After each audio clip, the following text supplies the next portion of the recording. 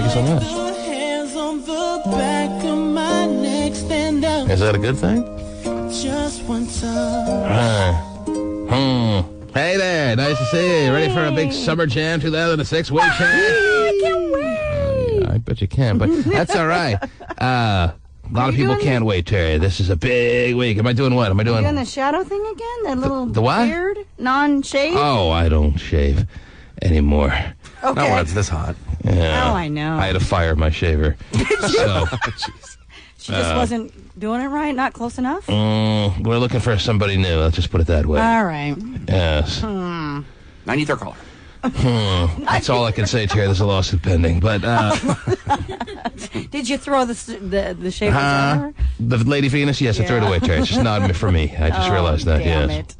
You know, All at the right. Bite of Seattle, Terry, I know you're a huge fan of the Bite of Seattle. Well, it's a little tough. I wanted to go, but, taking big- the whole tribe is a little difficult. They have a car they all fit in, right? Oh, Yeah. The biggest float they have is for the Lady Venus. I don't understand that. Did you see that by the corn? In the corner? No one saw that? No.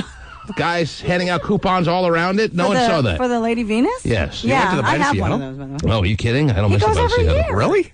Yes. This is news to you? I didn't think it was your thing, really. Why wouldn't it be my thing? I don't know. Food. If they had the Bite of Seattle every weekend, I'd be there every weekend. Well, that's a good sales tool for them. I've gone, about 365 days. It'll work out well for them. I've gone, I think, every year, except maybe there was a year I was in Italy Yeah, I think that I so. think we tried to get home for it and Right. then go back, but it didn't work out. But yeah, every year. Wow, great. Steven and you? Did you guys go? I have not. No, I haven't been in a long time. Wow. Stephen knows better. He would never leave. You just get into trouble. He'd places be like there that. right now going, where is everybody? Come on. Come on back. Shortcake! Encore. Encore. Passing out on the fountain, and then they turn it on. It stays on. It stays on the whole time? Yes. Wow. Kids playing it. It's quite the It's waste a of big water. deal. Quite the waste of water. Is that what you... Well, it's recycled water. Oh, it Recycles is? back through, yeah. So the kids that are peeing in the fountain, they comes right back through and sprays out You again. try and find something He's in happy. a fountain? Well, people pee in there, I would think. Really? That's right. I went in there about 3 or 4 times over the few hours I was there on Saturday to take a leak. That's where you go when the bathroom line's too long. Right. Oh, jeez. Make your own fountain. Steven's got it all down. Jeez. But Jaden was ready for the fountain, but a little too young for the Yeah. bigger kids that was in there and the force of that fountain. Yeah. But there are fountains around our area that we take him to. Oh, nice. Yes. So he's not fountain free. He is not fountain free in 2003, even though it's 2006. Anyhow, doesn't rhyme as well. I know. Big Summer Jam week. So I'm the only one who went to the bite? Pasty went to the bite. Pasty went. Pasty got a Well, little he's bite. in downtown, so he can just walk. Stand up, I bet he Pasty. drove. I still bet he drove. Ah, Pasty went to the bite. That's a nice new shirt. Ah, he's got a fancy new polo. Yes. Fancy new polo? A fancy new polo. Right. That's what I talk about. You can tell. It's not one of your shirts that you button all the way to the bottom there. No, and I hate the fact that I have so few shirts that everyone notices when I wear a new one. You're turning over a new leaf. Yeah. What, did Sissy send you something from Chicago? Like care baggage? No, I actually did some shopping for myself. Oh. I hadn't gone Stop shopping in it. ages. No, really? Always sissy. All right. Did you drive to the bite? No, I did walk. You I did walked? walk. Really? My neighbor came and picked me up, your and neighbor. I joked. I said, "Oh, you didn't drive. You're walking." You didn't see the big Lady Venus? You didn't get all around then? I didn't, honestly, no. Right. What'd you have? What do you remember eating at the bite? I got some of the some teriyaki chicken skewers. Yes. And, What's with the hand gesture? well, it was the skewer. I was skewing You're the doing- chicken. You're giving me the universal hand signal for skewer. Right, yes. I It's see. an interesting little hand signal. Yeah, I have a different. That hand signal means something different for me. But go ahead. Yes. Okay, show everyone again what the teriyaki chicken skewer. Yeah, right. Oh, wow. I never saw it the first He's time. stabbing that thing, Terry. Yeah, I guess so. That chicken doesn't stand a chance. Teriyaki chicken's tough to come by in Seattle. That's cool that they actually had that. I know. Mm-hmm. Can't find it anywhere. Yeah, and what else? And a McDonald's cheeseburger. Very authentic. Well, it's right across the No, street. I also got some homemade curly fries from one of the little booths there. I don't know who it was, but they had homemade curly fries. And Yeah, you want curly fries. Oh, now, boy, oh, boy. I realized when I sat down it wasn't very original. You can get your straight old fries anytime, anywhere, but hey, you want to go to the bar, you get the curly ones. Short and curly fries. Did you have anything different? Did you have anything unique? Me? Yeah, Well, crocodile or whatever. Crocodile on a stick. Yeah. Well, they call it alligator, but crocodile works too, I guess. Whatever. You guys just kind went of over to lizard. sport. We had the famous strawberry shortcake cream Oh, on top I there. know, yeah. We had corn on the cob, which, Oh. you can't just walk around with corn on the cob at every event of your day-to-day life. Right. What else did we have, Pasty? You guys elephant ears. I saw the elephant ears. I saw elephant ears. I thought about it. Was It was a little too warm though. With two different times, we had Isis there, the Right. Hawaiian shaved. yeah. You know how you like it Hawaiian shaved? I do. What they I like started them to... shaved. I got a big brownie sundae of some sort. It was good. Yeah, Why is that funny? big brownie sundae. Think about A it. lot of things out of your mouth. Just come to grips with the fact, Pasty, that a lot of things out of your mouth are funny. Yeah, that's okay. I don't know why that is. Let's here. I'll tell you what. Let's replay what you just said, and you can hear if it's funny or not. Okay. Big brownie sundae sometimes. See, it is funny. It was kind of funny here. Oh, dear. So you had a good time. Yeah, I had How a many good time. hours did you spend there? We were only up there for like 2 hours or so. Yeah, we were at 2-3 hours. Yeah, that's about all you need. We went over to the wine garden there and had a couple glasses of wine. I was a little out of the element. I don't like All wine. right, let's replay what Pasty just said for him. Yeah. We went over to the wine garden for a while. Yes. All right. You couldn't smoke in it, so I left. That was true. I knew it. Think of anything else we had? Marlboro on a stick. A lot of ices. I had a. Funnel cake, anything like that? I had. Oh, you know what I had? Love funnel cake. I had this. There was this like little truck or a little tent or whatever, whatever they Something call those little. things, that said anacortes chocolate. Oh, really? That's world famous. Is it world famous, Stephen, or is it just about as famous as the bike can? I mean, not all over the world. I'm sure at the Bite of New Zealand, they're not serving I anacortes chocolate. think if somebody orders it from out of the country, then they warrant calling it world famous. I don't know if it goes much further than Seattle is my point. But anyway. Anacortes chocolate? Yeah, so I waited online and I got an ice cream bar smothered in anacortes chocolate Wow. with hazelnuts on top. And how was it? It was Tasty? it was fine. All right. Yes. Start to understand the thyroid problem a little more and more every day. That world famous, Stephen. Yes. Anacortes chocolate. Dips his fist in there when he's a kid. He Put hazelnuts on that. dips his fist in something. Anyhow. Oh, And it's chocolate. with nuts. Right. Hazel. Anyhow. I just am happy to know that there is world famous anacortes chocolate. I and didn't know. Right now in Zimbabwe, they're enjoying some as we speak. I'm sure they are. But the bite is history for Yes. the books of 2006. Bumper shoot to look forward to. Yeah, but they need to buy it every weekend. I mean, come on. Oh, yeah. I just love food. Access like that. The accessibility of the food is just, it's second to none. Don't you agree, Pasty? Not very much. So, Yeah. yes. Let's repeat what he just said. Very much so. All right.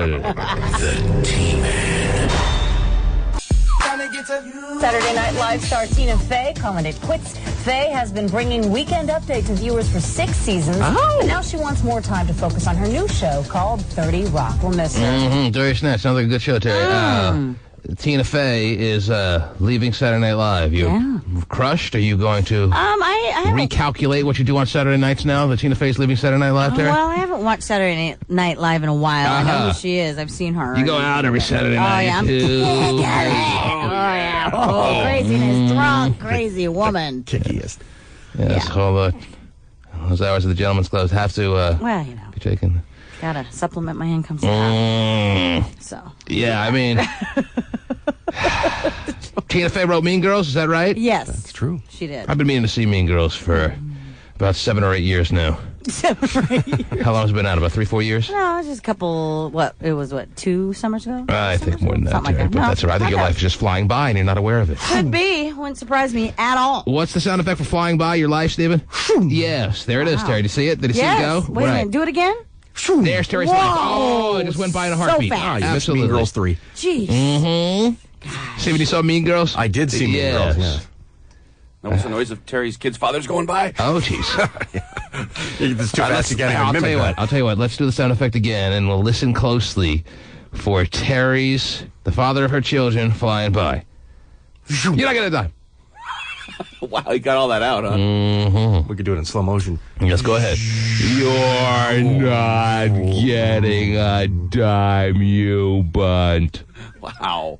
Good. Mm-hmm. Terry's not enjoying this. No, she sure isn't. No, Kind of a they mystery already why. gave that up. Oh, they gave you a dime? No, Oh. because of the adoption. Oh, Terry was it doesn't anyway? need a dime. She wants them just to guarantee that they'll never come in and out of her life at their convenience or ever for that matter. Dun, So no dun. How about flashbacks. Terry, brave and powerful woman? Let's hear the sound effect for that, Stephen. Oh, jeez. I thought that was. No, the sound effect for you'll never come in my life Oh, again I because you don't have the option. Because you signed this waiver. Aha! There it is. And slow motion, Stephen? I don't care.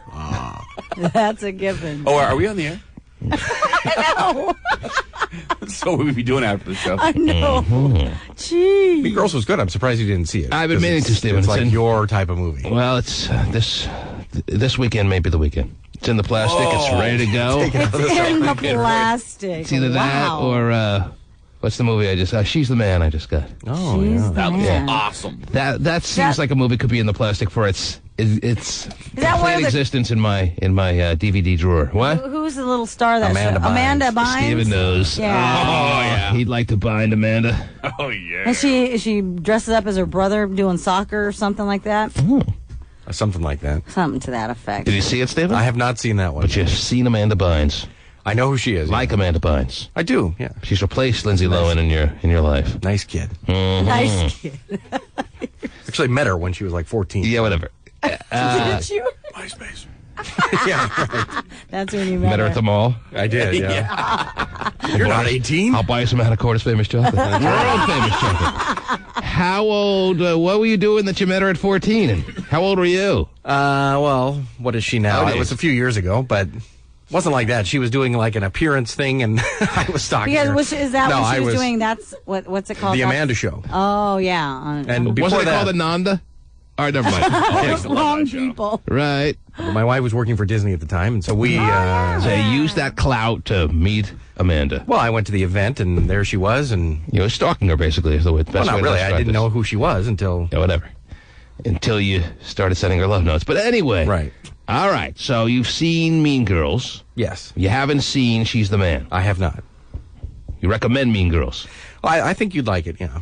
Do you recommend Mean Girls? Yeah, it's all right. Why do you think that he would like it? Well, because he likes those type of little Well, what type high is school, college movies. Mm-hmm. Although it's high school, but A lot of skin, a lot of Well, I don't stuff think like there's any that, skin in it, or no, just it's- girl fights. It's What? kind of a parody of, though. I mean, it's like funny. It's like yeah, it's a comedy. All right. it's not But trying the to- girl from The Notebook is in it. Speaking of comedies, Hello. yeah, Schwager. Well, actually, Amanda Biden started off on all that, and then got her own TV show. Yes. Okay. She used to be on all that with Keenan and Kel. I remember watching it. Did you know that Stephen could have introduced you back, what, about 6, 7 years ago? 20 some odd years Before ago. she was born. Hey, Amanda. This is about 6, 7 years ago you met her, Stephen? How old is she now? Yeah, I'm looking. 19? 19. She's born in '86, so she's 20. Man. Oh, wow. She was born in the same So year when I she was was. 14, 6 years ago, you met her. Yeah, You she had a was 14. shot I to know she secure was. her, but you couldn't get it done. All right. Anyway, I tried. Schwager could have gone with you. You knew Schwager 6 years ago. I did. Really? Yes. What? How long have we known you, Schwags? Stop it. I've been on since 2002. Well, it seems like 6 years. Yeah, it seems- It's only been 4 or whatever. It seems like. For this August. Yeah, I'm exhausted too. What? Huh? Huh. Okay. Yeah. What can we do for you, Schwager? Well, I rethought Speaking my... of Mean Girls. Well, I've been asking you if I could go to Summer Jam, but I rethought my decision. I don't want to go. Why? Somebody reminded me there's flashing there, so no. There's flashing. Yeah, people flash at Summer Jam, don't they? I mean, I know... that's what That I've heard. camera flash. And why would that affect your decision on whether or not to go? Well, I just have... Oh. Okay, worst case scenario, I'm standing in front of a girl, she flashes, I fall over, knock over a guy, and then I get a big fight and end up in the ambulance. Right. Why don't we just set up a booth, a flash? Why don't you just sum this up by saying it's not for me, T-Man? Not for me. Right. And who told you that when you asked for Summer Jam tickets? Who told you that? Answer me! All you. Well, I think I was leading the charge in telling you Summer Jam is not for you. I'm not wasting my stash. I'm not even wasting 2 tickets in my stash and tickets, Terry, on swagger. Right. All right, so a great decision has been made. Yeah, well, also it's been too hot. Well, it's not going to be hot next weekend. Now, Well- I'm glad Summer Jam wasn't this past Saturday, Terry. Oh, we've been... He's just going to the bite for a couple hours. People would have baked. Mm-hmm. Thanks for your people will analysis. still bake, I'm sure, but in a different All way. right, yes. Oh, well. There'll be, yeah. Tons of bacon done before. Mm-hmm. Bacon. Yeah. I don't get it. All right. Anyhow. What else, Schwager, so I can give my tickets that I Yeah. had set aside for you to somebody else? Well, Well, I'll give you till Wednesday to make sure that decision stands true. We really don't want him there? Well, if he wants to go, then it's fine, Terry, and I have 2 tickets for him. If Right. he doesn't want to go, of course, that 1 ticket will go to waste because he has nobody to take. But, hey, I could take somebody. oh, yeah, who? A friend of mine. What? He's got friends. I'm sorry? What was that term you used? Friend? Yeah. I'm surprised you even know the definition. What friend do you have? You got nobody. Who do you have? Who? Oh, there's Answer my me! friend Oh. Jessica, Adam, Josiah. This is the perfect opportunity for him to maybe get laid, Terry. At least I to know. get a little flick of some, Sure. some girl may flick it if she tells him that he's got free tickets to Summer Jam, and, Really? Can I and try that? she has her name on one of them. She might flick it for him during the course of that day, Right. right? Good. But does he want to take advantage of this opportunity? Probably not. Of his whatever relationship he has with us for whatever reason? Does he want to take advantage of that? No, because he's dumb. I'm sorry to say. I'm not dumb. I'm socially challenged. Okay. However you want to dress it up. But you're not thinking about the big picture here. Maybe Summer Jam and you don't mesh. But regardless, there's some 18-year-old, 19-year-old, 20-year-old girl out there who's been dying to go. Her budget restrictions don't allow her to. She's hot enough to give you a little experience. You know that you'll get at least it flicked out of the deal. Wow. And you're going to take her for that reason. You getting this or no? Yeah, I understand. What you're Yeah. It's like a cat. Are you licking yourself? Whoa. What? That's what cat. Never mind. Anyhow, You knew I could do that, T-Man? that sounds startlingly surprised that Like I we caught him. picked up on something there. Anyhow, Schwager, I'm going to give you till Wednesday to think this over. Okay. And then, on Wednesday's show, I'll give away the personalized Schwager tickets. Yeah. All right. I just So hope I who's can it- make it to Wednesday. Who's this Jessica you spoke of? Jessica's a friend of mine I met here at OC. Oh, You made a new friend. You made a friend at college. Tell us about this girl. Well, her parents are English. Her parents are English, yes. Yeah. She's into yoga, kickboxing. What are you, Pat Sajak introducing a contestant? Tell me about this girl. Okay. What does she look like? That means. What is she? You gonna She's give a me? redhead, Oh. long hair, about 5'7". Mm-hmm. I approximate weight about Oh, 145, geez. give or take 10 pounds. Hopefully take. Right. Well, I don't know. I can't judge somebody's weight like you guys can. Okay. So, does she have any interest in the opposite sex, like differentiating herself between you and her? Well, she was dating my friend Adam, Right. and how that hooked up, he just came up and asked her, will you bear my children? And he got have we heard her that? as a girlfriend, so All right. I don't know. All right. Whatever, dude. And I'm telling you the truth. Yeah. That's the unfortunate part of the story. I know, that is. All right, ma'am. But, yeah, she's a friend of mine. All but right, I ma'am. haven't- You know what all right, ma'am means? That means we're moving on. Thanks. Okay. All right, ma'am. You usually like to hang up first. I'm giving you the opportunity. Just one last thing. Yes. Uh-oh. Ninja Turtles is getting remade into a new movie. CGI premieres in March. And this is significant to us. Why? Because they shouldn't remake the Ninja Turtles. Can you say any sentence without slurring it? No. Hey, so... Yeah, all right, fine. I'm glad we can get those thoughts of yours on the record. Bye. All right, there he is. There He he loves goes. to hang up. He isn't. Loves to hang up. That's a good pickup line about the Ninja Turtles. Mm-hmm. Try that on women. Yeah, it's a good entry line if he's got nothing else. Okay. the Ninja Turtles. That could get him laid. Oh, yeah, I could see it. Better than Will You Bear My Children? Give it a tie. The T-Man. Stand by. T-Man will be right back. KUBE Seattle.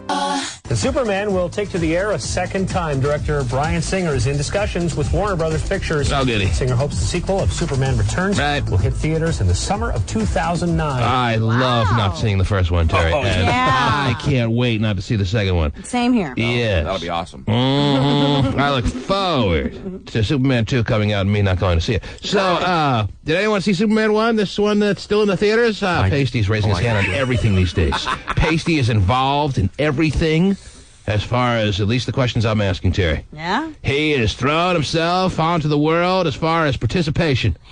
Fancy new polo. He's got a fancy new shirt, Terry. I know. He's got a well-kept do. New style American haircut. He is ready for Summer Jam 2006 days before it gets underway. That could be your Summer Jam shirt. I really didn't want to say anything, but yeah. It was He's going to wash it and Not get it anymore. on. And if I wear it Monday, then I can bring it back Saturday, and it will look okay. There's the thought So you're process. just trying it out now to see if people react? Now, was this is kind of the probably, idea. as far as I know, and I think I would know as much as anyone, this is your first time wearing that shirt, because I have the best view of Pasty during the show, I know Terry. you do. Yes, because you're all looking in the other direction. Right. I get to look across the glass at Pasty, wow, Terry. yeah. And to my knowledge, this is your first time wearing that shirt. Now, my question is, if you're going to go about laundering that shirt in any capacity, if you're going to wash it in your fancy Seattle downtown condos laundry machine, it may lose some of its vivid navy blue coloring. Absolutely true. That's why you're not going to wash it. And, well, I'm more worried about the fact of it shrinking because I have kind of a long torso. Oh, jeez. Oh, boy. Weird. The normal shirts, You're a I weird finally guy. found a shirt that's longer that I like. That's Right. the golf cut, so Yeah, well, it goes well with the horn rim I'm glasses. yes. afraid it's going to shrink up when I shrink. So when I you wash had it already set in stone that this is your Summer Jam shirt. Well, it was an idea. I was kicking around the idea. Yes, it was It's one of the set in front stone. runners. It's one of your top 3 finalists Definitely, for Summer yes. Jam 2006 attire. Yes. Well, if you don't dry it and hang it dry, Wow. then it probably will. That's what Mom said. Yeah. You got tips on laundering it from I did. I asked Well, her. when she gave it to him last night at dinner. She didn't give it to me.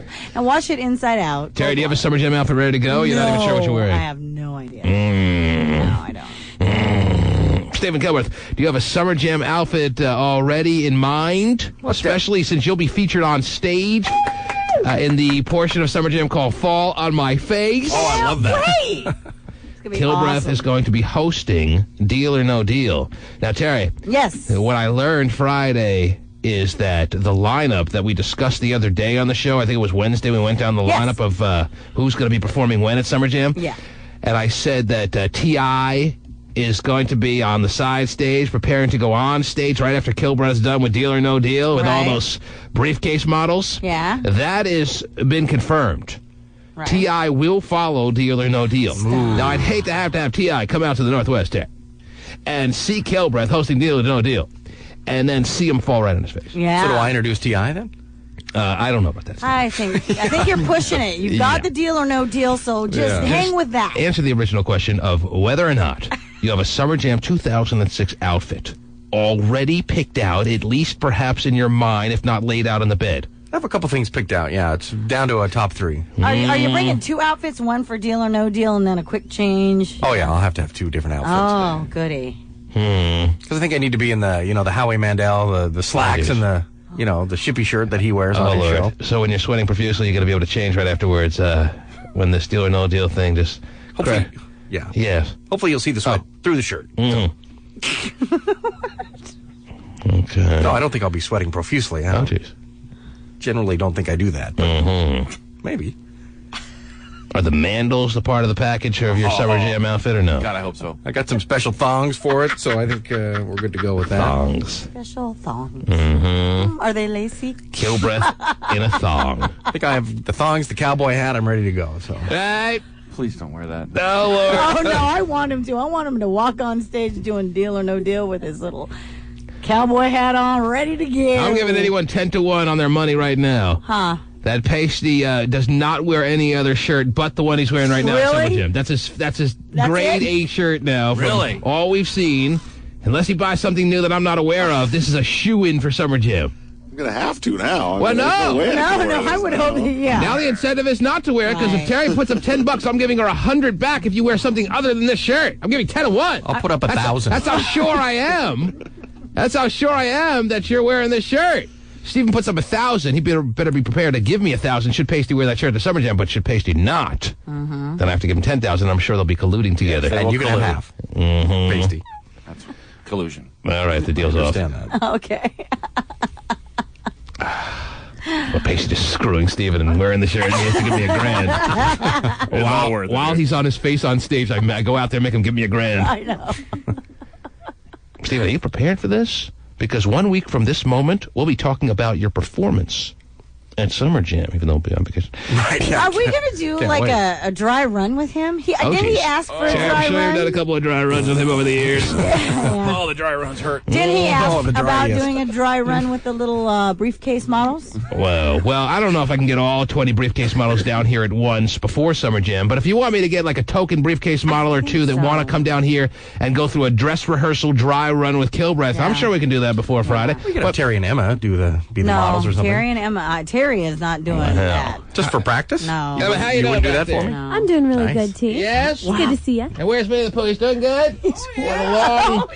How was his weekend shift? I hear Dumpy called in during his Yeah, weekend he shift. said it was. He said he worked his little tail off. He not only had a weekend shift, but he had a bunch of club gigs. Tough weekend? Oh, gosh. Busy weekend? Busy A weekend. little strung out? Little. Got it. A Now, lot of Dumpy strung out. told you to tell me that he wants Summer Jam tickets. That's the message I got. Dump truck guy, even though it's not at the Gorge this year, he usually makes a weekend out of Summer Jam. Yeah. Going up and doing, but he still, even though it's no longer at the Gorge, still wants to participate and be a part of Summer Jam 2006, and he's requested tickets. And of course, Dump Truck Guy, being a loyal listener through the years, will get tickets from my personal stash, Terry. Whoa. Yes. How could you not have the mullet, golden locks dude there enjoying it? He wants there, he's there. Good deal. Never seemed to me like the perfect Summer Jam fit, but he seems to blend somehow, some way, as best as a man with a golden mullet can. He has a great time. And he's a barrel of fun. Wow. Mr. Party. So it was a successful weekend for you. It was a good weekend. Yeah. That's right. And Dump Truck Guy called in from Butt Rockers Butt Cove, or Rockers whatever they call that Cove place. live. Yes. Live? Boy, live. How'd you get it? That's right. Did he give you play-by-play? What was going on? He did. He let me know what's happening. Out there. Okay. Wow, I bet it was slammed with people out there. Mm-hmm. I would assume so, yeah. Yes. It being hot and all. We got it. We were listening to you over the weekend. Me and my wife driving in the car down to the bay. What time are you on? Yeah, that's when we were driving in the car. No, actually, Thursday. we were listening because my wife said, "Wow, that sounds like a really good new. Who is that? Who is she?" And I said, "Oh no, that's me." Just playing. Got it.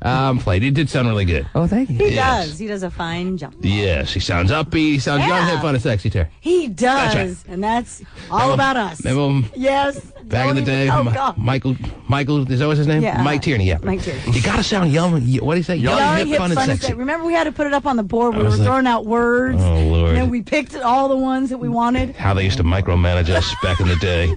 Okay, let's see. I got the young part, I think, because I'm only 25, and that was young at the time for a morning DJ, that's for Right. sure, Terry.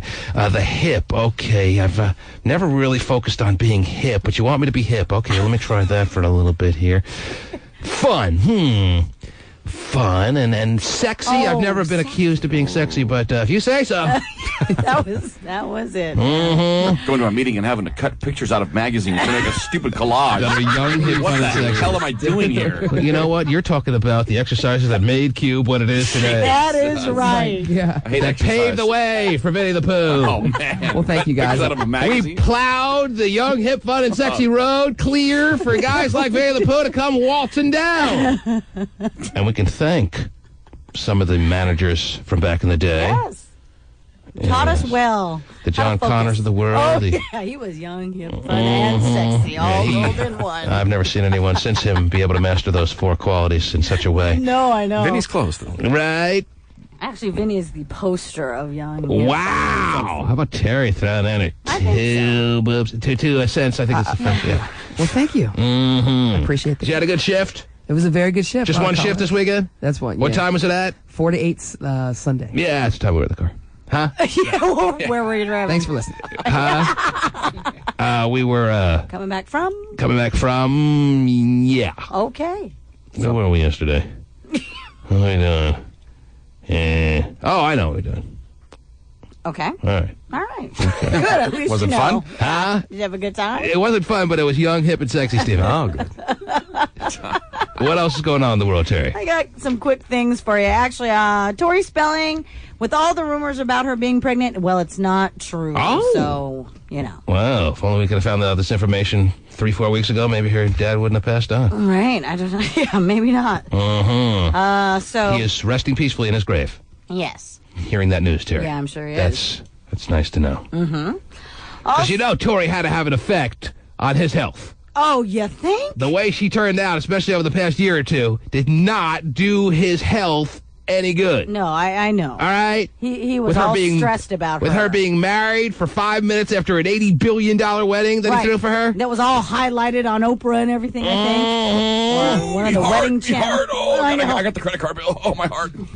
Exactly right. I know. And then I know that her mom and her relationship is very estranged. Mm-hmm. Things like that. It's very strange. Well, Yes. well, it's an estranged Oh, I got it. relationship. Sorry, Yes. not estranged. Well, strange works, but it's also... anyway, go ahead, yes. Still don't know what it is. Right. ESTRANGED. Yes. Estranged. Okay. Yes. All right. I know it's a word you probably have never heard of. Wow! Terry, expanding your vocabulary. She's like Webster. Mm-hmm. She's like a Webster. Yeah, she's like Spanish now. Yes. How do you pronounce it? Estranged is I fine, think you Terry. nailed it. That's Yes. fine. All Why right. are we having issues with it? Why are we having this conversation? I couldn't understand you. Some people around here are a little testy. I guess And you know so. what? This drains from the young, hip, fun, and sexy. Oh, sorry. Hold Okay, on. Let me let's get back into the young, hip, let's fun, get sexy. back on track. Woo! Did the heat affect you people? Come on, let's all get along. Right. Group what- hug. Also, just really quickly, Eddie Last Murphy time I and Scary group hugged with you, Stephen, you reached around. Anyhow. Eddie Murphy I wanted and to be- Scary Spice. around. Oh, yeah. Who in Scary Eddie Spice? Murphy. And Scary Spice? Yeah. Oh, I knew it was only a matter of time. Well, supposedly they're getting married in September Eddie in Murphy LA. and Scary Spice are getting married? Yeah. Oh, that's sad. Supposedly. Poor Eddie Murphy. You know, he had a stable life for a minute there. He had a wife and 5 kids. 6, I thought.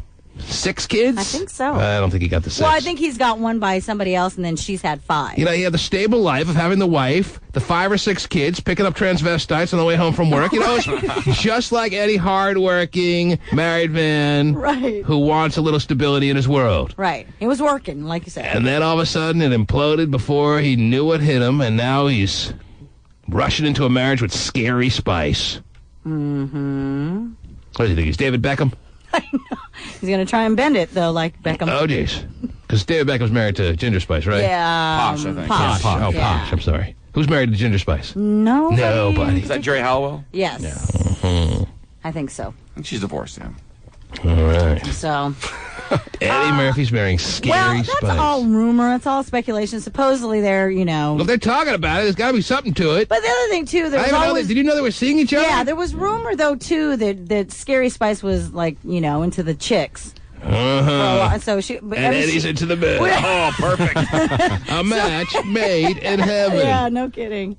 Imagine their parties. Uh-huh. The only better partner for either one of them is this guy.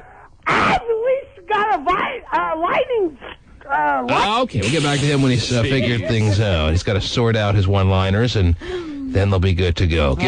Let's give him 10 seconds to get that together, all right? I'm sure it's going to be a line worth listening to, so let's give him time to collect himself.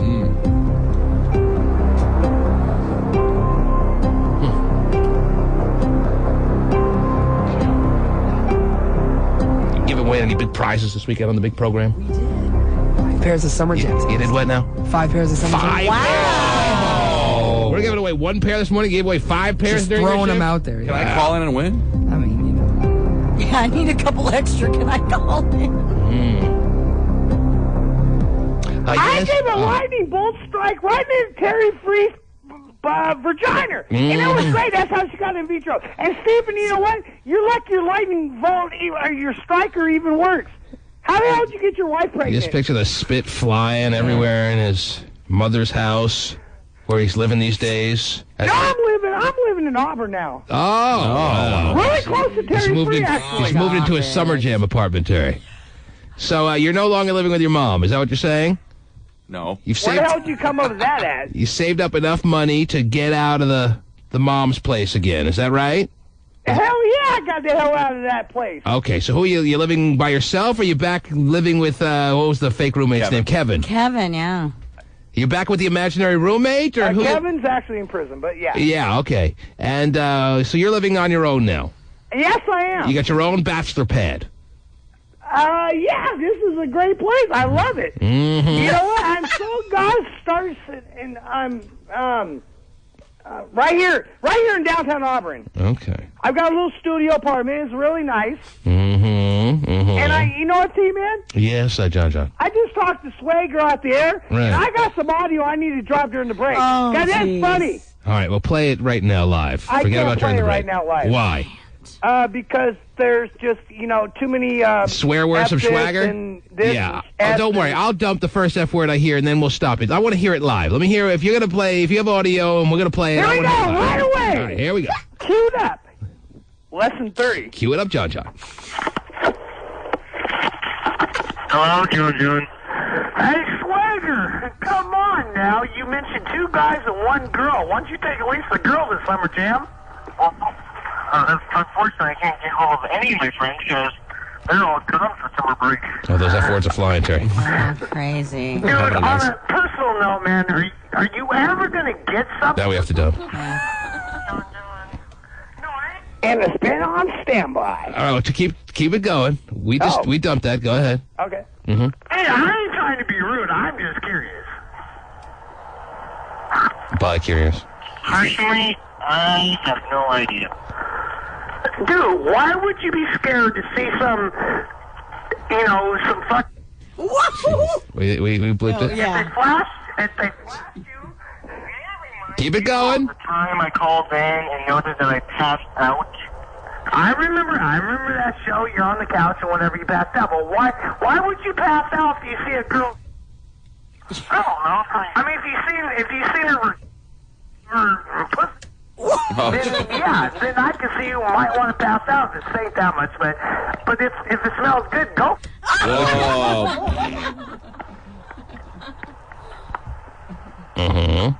Where's his response? He's pausing. I got 2 take-home tests I have to get done in an hour and a half. What'd you say? I have 2 take-home tests. I have an hour and a half to complete. So are you going to go to Summer Jam or what? I don't What know. a great interview, Terry. Oh, he Your is. ticket. And when Schwager's rushing someone off the phone, you know there's something wrong with your life. Is that it? No, it keeps going, but Oh, it gets better? Really? Wow. Well, we're Can't imagine it getting any better than this. up on a short break. Do you want me to keep playing it? We're or do you coming want up me on a to break. change it, drop it down. No, John is exactly right. He should be the person in charge of our clock, Terry, and we are up against a break, and he's going to throw us to that break right at this time. Summer Jam 2006. You have a chance to win tickets to Summer Jam Backstage Barbecue Pass. We'll be right back right after these words. The T-Man.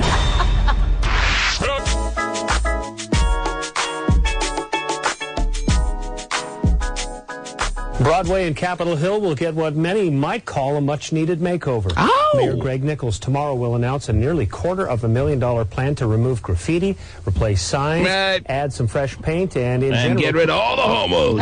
Oh, Jeez. You know, Greg Nichols had that thought run through his mind, at least, Terry. Yeah. Probably. Come on. Fresh paint, new signs, a facelift, if you will, Sure. on Capitol Hill. Gonna dress it in drag. Mm-hmm. Whole new look. You know, Greg Nichols thought about it, Terry. I could just bring out the paddy wagon and round them all up. Oh, yeah.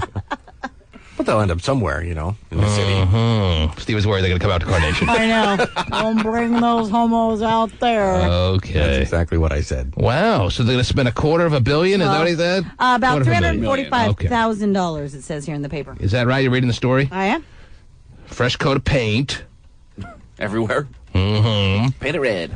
Everything. Rainbow. Mm-hmm. And new signs. What else did they say? Mayor Greg Nichols tomorrow will announce a nearly $250,000 plan to remove graffiti, replace signs. Remove graffiti. So gay phone operator's going to have to put his number back up. I know. For a mediocre time call. Right. There's, I'm sure, some very interesting graffiti in certain spots on Capitol Hill. I'm sure there are. Yes. Mm-hmm. Also says here to paint crosswalks, curbs, and fire hydrants, help with tree maintenance, and help enhance the appearance and utilization of vacant storefronts. Very interesting graffiti, Terry. Mm-hmm. Look through this hall at your own risk. Jeez. Oh, jeez. Well, there it is. You can use it. It's pretty bad up there. Yeah, Really? it is. But it's not. Awful. I haven't been up there in a while. No, I know. In a while. Well, the Mongolian Grill was taken out. Your membership ran out. That's right.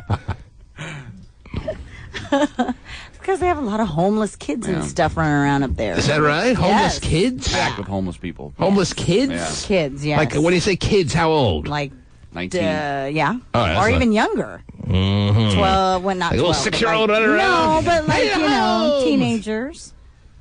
14, 15-year-olds on up. Well, I don't know if $250,000 is going to take care of that, Terry. See what happens when you get rid of a Mongolian grill. We'll give them a fresh coat of paint, though. Yeah. Homeless kids. Yeah. All right. Yes, it all imploded when the Mongolian Grill was stripped away.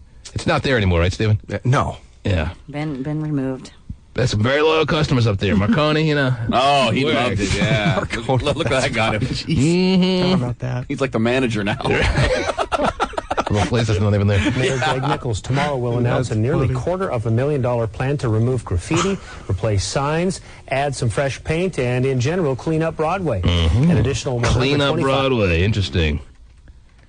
Interesting. They got to clean up Broadway, Terry. Broadway. Add some fresh paint and, in general, clean up Broadway. An additional $125,000 will create a Capitol Hill Chamber of Commerce. There's a good reason the area will be spiffed up now. 5 new retail and housing developments in the works represent $55 million in new private investment on Broadway. Wow. Spiff it up, baby. Oh, yeah. It's interesting this is happening simultaneously while the representative of this program, who is the gayest one that we have, Terry, that'd be gay phone operator himself, I didn't know who it was. getting spiffed up. Yes. Spiffed up with every pound he drops. He gets spiffed. He does. How many has he lost? Now, the word is, when Audrey, the chat line whore/girl, called him out the other day on the air, Terry, wanting to start a brawl with him of a verbal variety on the air. Yes. That he, this is the word I'm hearing to the radio grapevine, that he was listening. Oh. He was aware of everything that was going on. But Audrey, the chat line girl, scares him to such a degree that he had nothing to say. Wow. Lost his touch. And maybe when he lost some weight, he's lost his verbal touch. Uh-oh. His ability to go at it has been taken away from him when they stapled his stomach down to a mere-sized walnut. Oh, whoa. Used to be a big man. Now he's a big coward. Oh, the biggest. Some may call him a big pussy. Big pussy. Oh, yeah. Because he was listening, Terry. Yes. We called him a few times, And he didn't answer his phone I because he know. was scared. Unacceptable. Because he was scared. That's the word. Scaredy cat. It's not like him to be scared of, verbally. Yeah, he's... Audrey scares him because he's not aware of what she's capable of. Available. I'll answer the phone. She'll fly down right down to West Seattle, smack the hell out of him. Time for a new song. Yeah. Your girlfriend was a freak like me, don't you? Still scared. Hello. Is that the truth? I wasn't scared. Were you there listening? Yeah. Were you unwilling to answer the phone? Yeah. Sounds like you might have been a little scared to me. Why does Audrey, the chatline girl of all people, scare you with all the battles you've had over the years with Dump Truck Guy, with John, with Broke Paula, who's as scary as I think they come. Why would Audrey, the chatline girl, be the one who scares you to such a degree that you're unwilling to engage in battle with her? She's disgusting. I don't want to fight with her. There's She's no disgusting. For Gay to call anyone disgusting, Terry, does he have that right? Yes or no? Gay, do you think that right? You have that right to call anyone disgusting? Yeah, I think so. Okay. He's upset with me for even asking the question. He said, I haven't been with 700 people and kept a journal and wrote it down and rated them. 490's at. You've been with a lot of people, though, that you would rather not talk about. All right? In a gay, homolistic way. Oh, that's right. Holistic. He's gay, too. All right?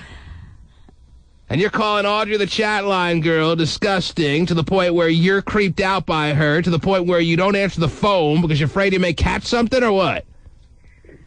I just don't want to fight with her. But the other thing, Have you lost your touch, Gay? Have you lost your ability to go into combat? No, I've not. Some may say you've softened up while you've lost this weight. You used to not fear anyone. You used to be able to attack with such viciousness.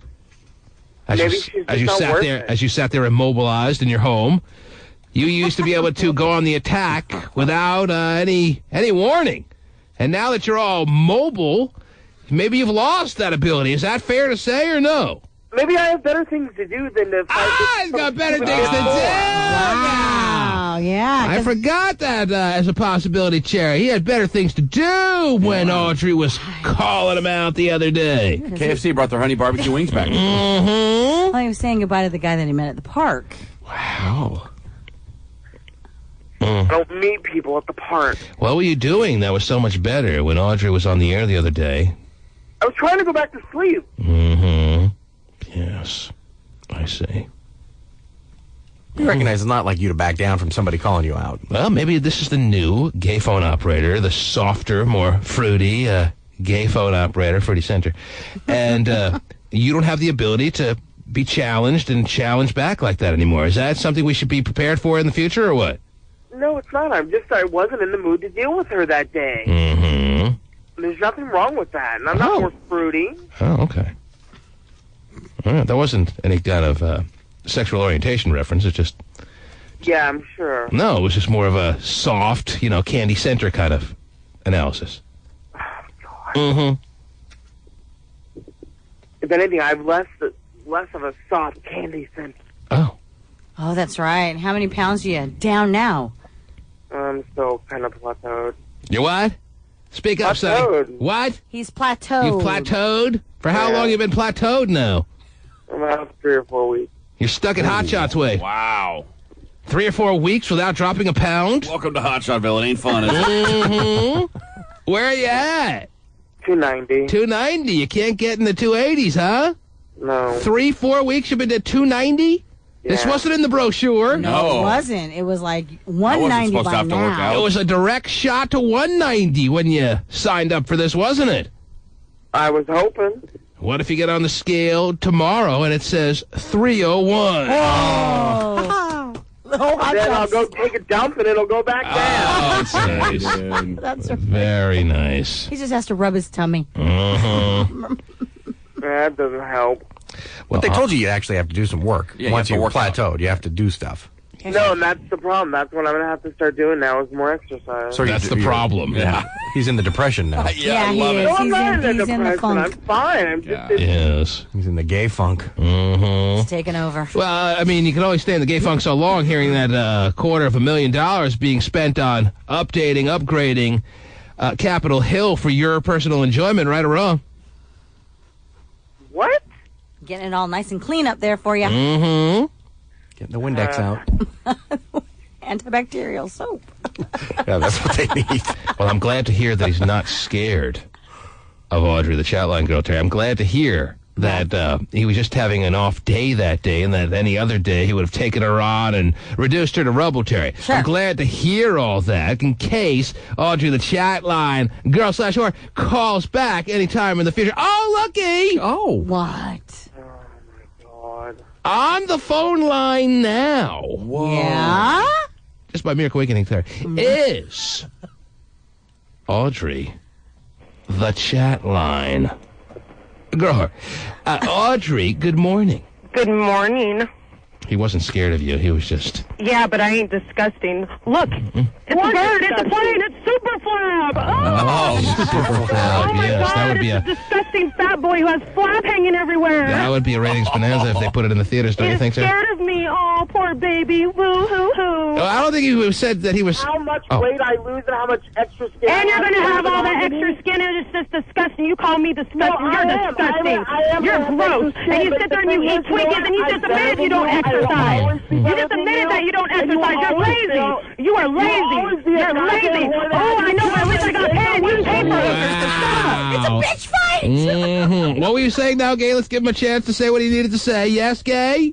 I said it doesn't matter how much extra skin I have. I'm still better in myself. I will always be better than you. You will always be a goddamn whore that had your children taken away.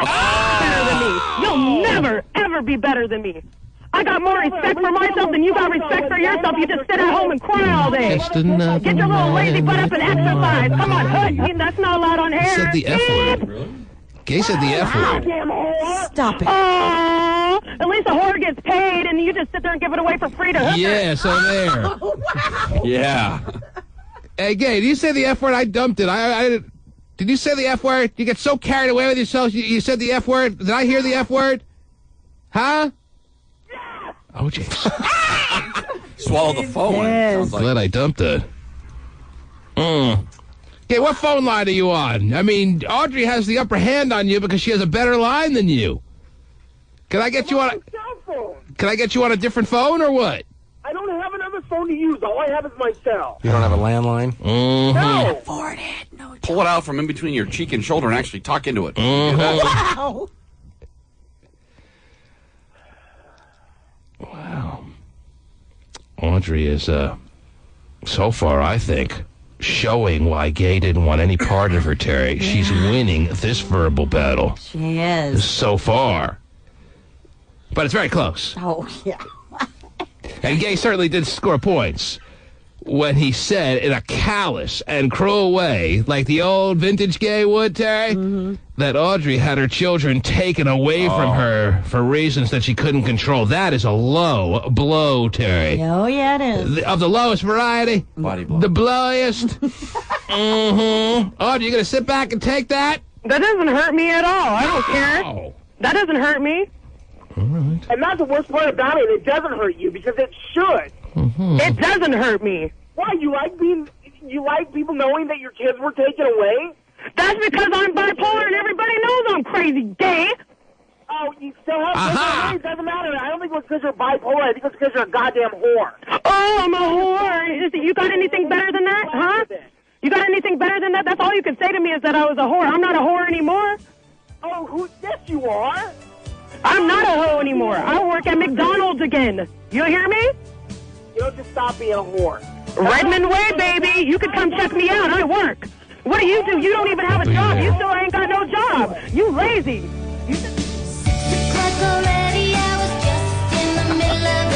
Oh, more of a nightmare. Yes, I'm sorry, guys. Yeah, continue on. Redmond Way, we're going there for lunch. Right. Double cheeseburger on the double? Yes, and Gay, she does have a point. She is making strides. Unlike yourself, that you kind of got a free pass to skinnyhood. She's actually getting out there, getting her hands in the dirt, or at least in the fries, and she's, oh, pause for the course. You could go work for McDonald's, Gay, but you choose not to. Yeah, you choose not to even work. Oh, that's right. You are unemployed. Any response to that, Gay? Did he hang up? I'm Okay. not charging for it. I'm not making skid marks on the street as I walk. Well, Mayor Nichols is cleaning that up. No, you got skid marks in your butt because you poop and you can't wipe it. Fair point. You don't know anything about me. You know what? I don't know anything about you. I know you talk to my gay brother and you sit there and email each other back and forth like little gay boys. Wow, your own brother. Since the last time you... Oh, whatever. You guys email each other. You even email my mom, so knock it off. Okay, wait a You're the minute. one who started family problems with me in the first place. Oh, that's where it comes from. Oh, you got anything better than that? I haven't talked to your brother. Oh, blah, blah, blah, wah, wah, wah. You went to do your little whoreness in some other state when you were making your little videos. Oh, man. 2,000 a day, better than your ass is. I mean, better than your butt. You didn't get your kids back, did ya? She's making videos? So much money. Yeah, Who you 2,000 a buying yourself? day. You still don't have your goddamn crazy kids. Oh, nice. Crazy whore. All right. Let me ask you a question, though. There was something in this conversation that piqued my interest here. Audrey, you do, in fact, have a homosexual brother. Is that a fact? Yes, I do. And Gay is emailing him on a somewhat regular basis, to your knowledge. Is that fair to Yes, say? they do talk to each other. Wow. So that is information. Gay says you know nothing about me to her, and yet I Audrey... seem to know everything because he butts into my family life all the time. How does he... But in your family life, you are crazy.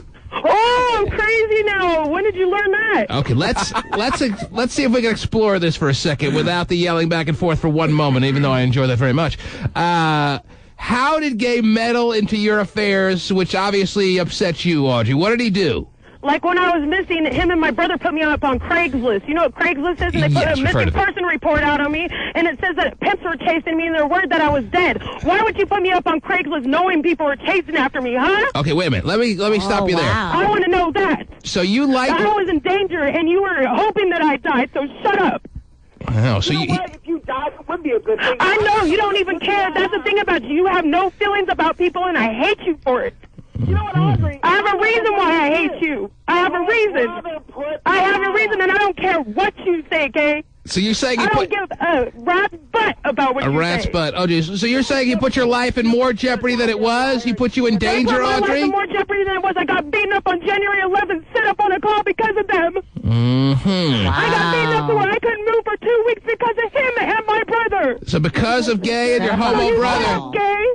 You shut up. You're the crazy one. You are the crazy one. Audrey, no, I'm not. You're the one. You are the crazy one. You and my brother can kiss my butt. You are crazy. No, I don't want to be on your list. I'm not going to pay you to kiss your butt. Oh, jeez. No. No, that's wrong. You pay other people to kiss your butt. Oh, I forgot you're broke because you don't work, so there's no way for you to pay people. So you're saying if it wasn't for Gay and his meddling ways, you wouldn't have gotten the beating that you got on January... Exactly. I wouldn't have gotten set up like I did, and I got beaten up really bad because of him and my brother. And you were beaten to the point where you couldn't move for 2 I couldn't move weeks. for 2 weeks. I was purple from head to toe because of him and my brother, so he could kiss my butt. Mm-hmm. You don't know my life, Gay. You really don't know me. No, and you don't know. You don't know. Yeah, I do know you. I know that you're a jerk. I know you and my brother are jerks, and you have nothing else better to do to destroy people's lives. Oh, jeez. I think you destroyed your own life. I didn't destroy my own life. Yeah, I think you did. I didn't destroy my own life. You don't understand my life. You don't know me worth a damn. Oh, my God, I'm so sorry. You don't know me at all. Whatever, you're crazy. By the time I was 15, I got raped over 25 times. You don't know me. Oh, okay. Yeah, more and more now. Yeah, no joke. Has the alarm gone off? Boy. Big Cube 93, your morning alarm.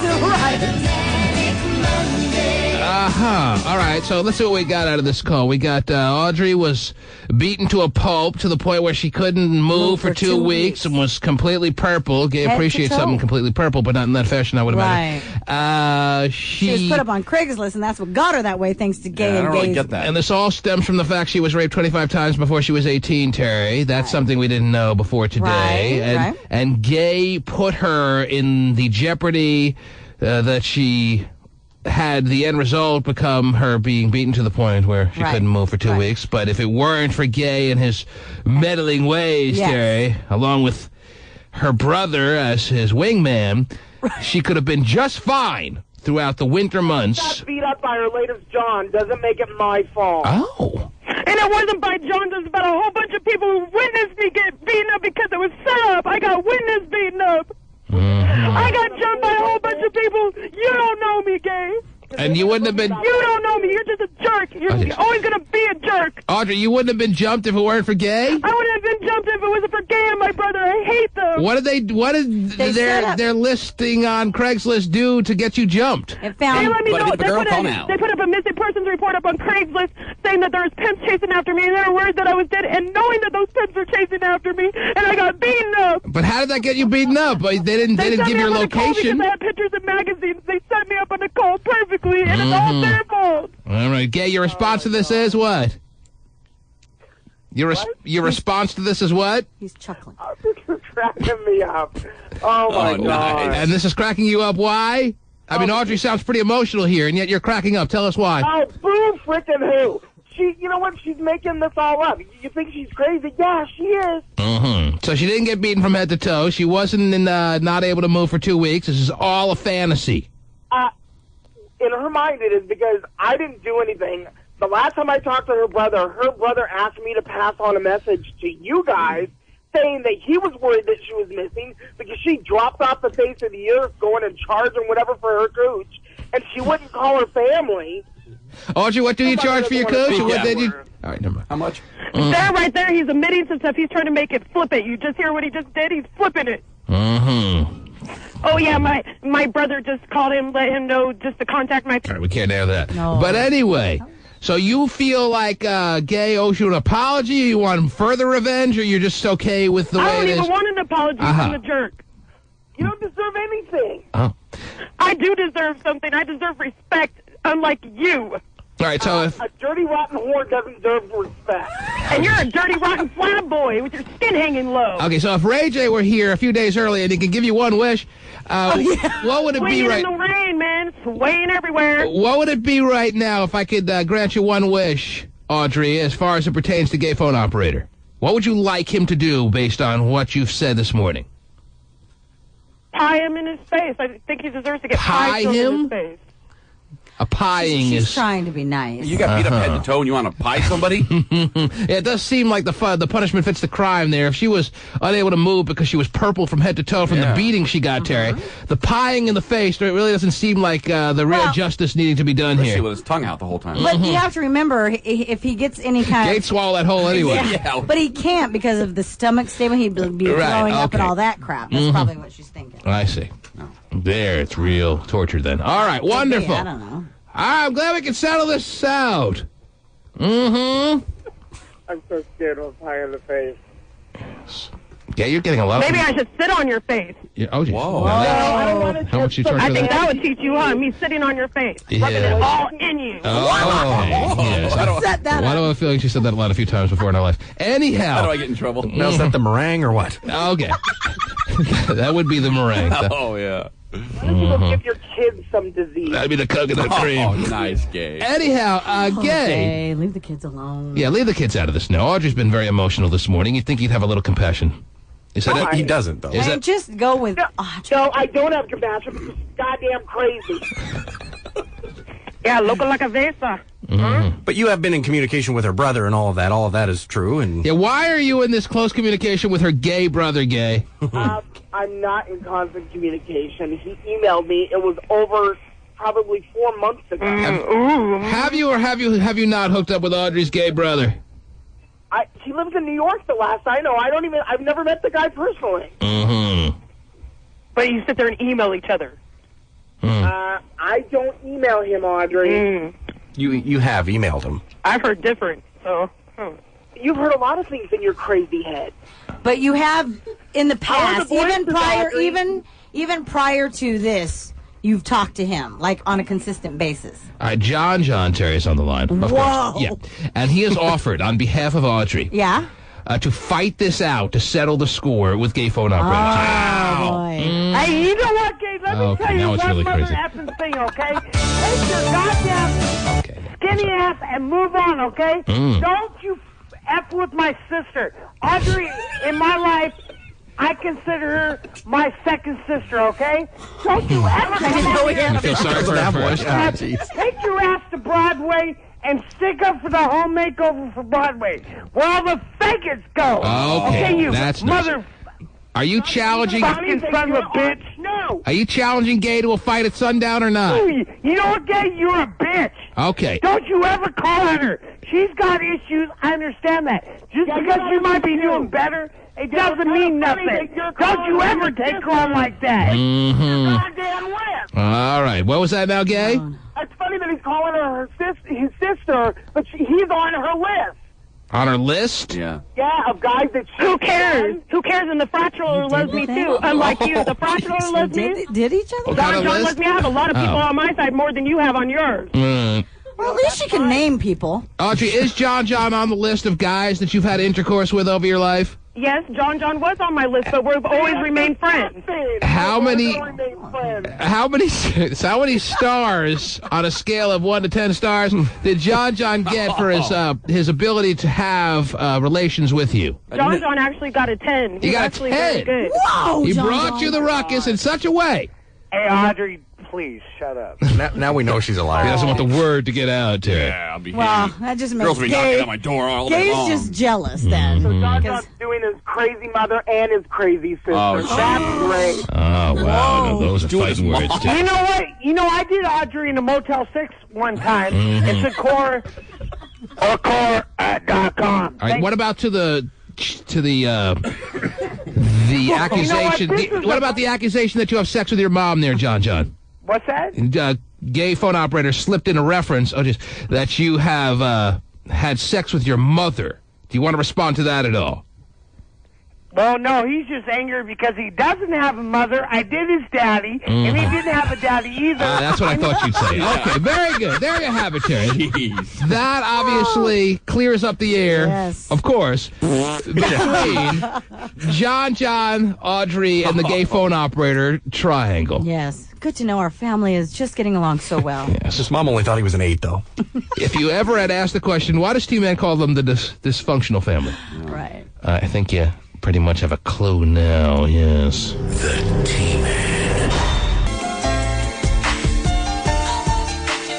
Peter Cook's now apparently getting very serious about the threat of a sexual harassment lawsuit. Oh, jeez. You remember Peter Cook, Terry? You a big fan of Peter Cook? Oh, my gosh, I have so much stuff about him. Mm-hmm. There's a lot coming out about Peter Cook. Oh, I know. Yes, the New York Post, National Enquirer, everybody's attacking him now. the soon-to-be ex-husband of Christy Brinkley, once she found out that he had cheated on her for the 17th time, she said, that's enough. I'm done with this marriage. And now it's all coming out with him and this particular 19-year-old, and there's new stories every day about who he screwed, and was he a drug dealer, and all this kind of information, Terry. Oh, I know. It's coming out of a trash-filled variety. God, who would thought that Christy would have slummed like that? Peter Cook's now apparently getting very serious about the threat of a sexual harassment lawsuit. Oh! Reports say Cooks just hired a Top Gun defense attorney, gearing up for a potential courtroom confrontation with Diana Bianchi. Diana Bianchi's the hot 19-year-old that he was screwing around with. Him, a 47-year-old man, screwing around with a 19-year-old hot-ass girl behind the back of his wife and kids. Right. That's good work if you can find it. But, yeah, really. His personal assistant. It's not the way to keep your marriage intact, one might say. Hold on a second. I got to change that.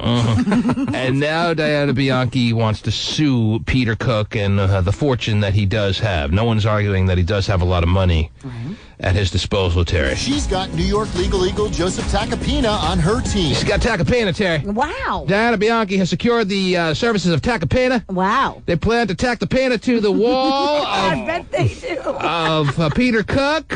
And if they can, he'll be in big trouble, Terry. You ever have your pina tacked? Oh, I know. Not that I know. She's got New York legal eagle Joseph Tacopina on her team.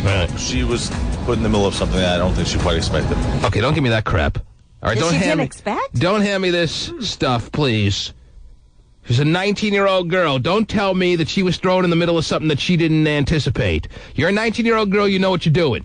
Okay? Well, don't give me this legal mumbo-jumbo that she wait. didn't know what she was doing at 19 years of age. You're 19. You know what you're doing. Don't cry me a river that this 19-year-old girl is all vulnerable and stuff like that. If she's 14, fine.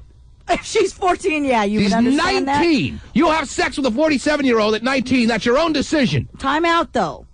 Seriously. I'm giving you a timeout. Thank you. Yes. Timeout. Now, in defense of her at being 19, I think that I kind of agree with you. Yes, going in, she probably was flattered and whoa, da-da-da. You have to remember, it sounds like he's a pretty aggressive guy. Right. And the thing is, I don't care how. You gave me the timeout. Okay, that's right. I'm sorry. Whoa. You still have 20 seconds. Go ahead. All right. Look at her eyes. You gave me the timeout. I thought you were done drawing out the No. But I think that it becomes overwhelming, and you have this dude who was like hounding you, and even though you may be like, yeah, thank you, it gets a little creepy. I know where you're going with this, Terry. I know where you're headed. I know what you're saying. The other 19-year-old, she was a little pop artist. Stephen knows. Samantha a little blonde. Cole, yeah, Samantha Cole. I was watching Entertainment Tonight over the weekend, and he wrote all kinds of crazy crap. All right, listen to me. Hey, listen to me carefully. You know how many 47-year-olds harass 19-year-olds for sex? 19-year-olds always seem to have the ability to say no. You're telling me this is the first 19-year-old? Well, I'm not saying, and she's not saying it wasn't consensual. She's not denying that, but I think she's saying that, once she realized that it was getting a little over Terry, crazy. My only point is she was 19, which is well beyond the age of vulnerability, at least as far as being able to make your own decisions on a mature level. Right. And if she decided to start having sex with this guy, that's her own decision that she has to live with. But the bottom line here is all 19-year-olds are whores. Oh, really? And we love them for that. But the thing is, I think that and you're on the downslope of whoredom there, Emma. Emma. You're now 20, going to be 21, or are you 21 already? You're 21? Oh, you're sliding down the slope faster than you can slide. I'm over the hill. Mm-hmm. She's so out. But you got your whore ears in, right or wrong? Oh, yeah. Okay, yeah. She was really hoeing it around. Oh, big time. And the also bottom line moral of the story is, you're a 47-year-old man, go with your hooker and call it good enough. Well, because your hooker ain't going to sue you. No, but I think that he thought lesson that he learned. That's the moral of the story. That's the moral of the story. If you're a 47-year-old man and you have to have sex with women outside of your marriage, you said that out loud. Out loud. Then you better stick with your favorite hooker, because the chances of her suing you don't seem to be as great as the 19-year-old who's convincing everyone she's so vulnerable, and she was so duped, and she was so coerced, and she was so brainwashed, and she was so incapable of making her own mature decisions, even though she was 19! So do I make the check out to Pandora, or who do I make this out to? Why is it so hard for you to believe that he's pretty good at manipulating? And, I mean... Well, it's not beyond that. Don't give me the fact that she's 19 then. Fine. There any are some woman couldn't be manipulated at any age if the guy is good enough. Everybody, especially at that age. But then at 19, you're old enough to realize that you're being manipulated. Right, and I don't feel sorry for you. And then she tried to get out, and he kept at her. Mm-hmm. And that's what she's for. That's what she's saying. I don't feel sorry for her. Now, if you want to make the case that some men are more manipulative than others, well, I thank you for that, Terry. And I will say that is the case. Right. And now, are you telling me that all manipulative men are vulnerable as far as being sued because they have a way with words, or have a way with rope, or whatever the case may be? With rope? Well, you're saying tough her down. But... I think anybody who manipulates people is a fiend that should be dealt with. Well, of course, depending Some upon... would say you're a manipulative woman, Terry. Right. You get us to do the things in your own little way. Oh, sure. You've mastered that craft over the years. And I got you to give me a timeout once. Did I not? Just You did. stop in my tracks when you yelled at me? Get my lawyer on the phone. That strip search she gives me every day, that's not necessary. I know that. But she's convinced you it is, because she kept hounding you about it. Yeah. She's got New York legal eagle Joseph Tacopina on her team. Right. She was put in the middle of something that I don't think she quite expected. And now, new details about the alleged make-out mansion where Cook said to have carried out the secret affair. She was put in the middle of something she didn't quite expect. Right. And that's not... I don't think that's... 19-year-olds are pretty impressionable, I would think. Especially in that situation where she's working for, Christy Brinkley's husband. Wow. Pretty exciting for her. Yes. Not to her. She has no idea who Christy Brinkley is at 19.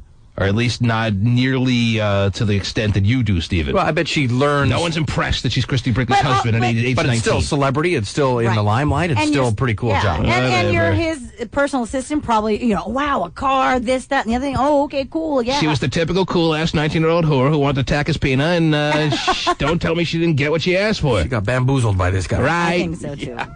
She all of a sudden was told, after it was whispered in her ear, how much money he has, and she could get some of it. Now she's all been ruined by him. That's what she's decided as far as her lawsuit's concerned.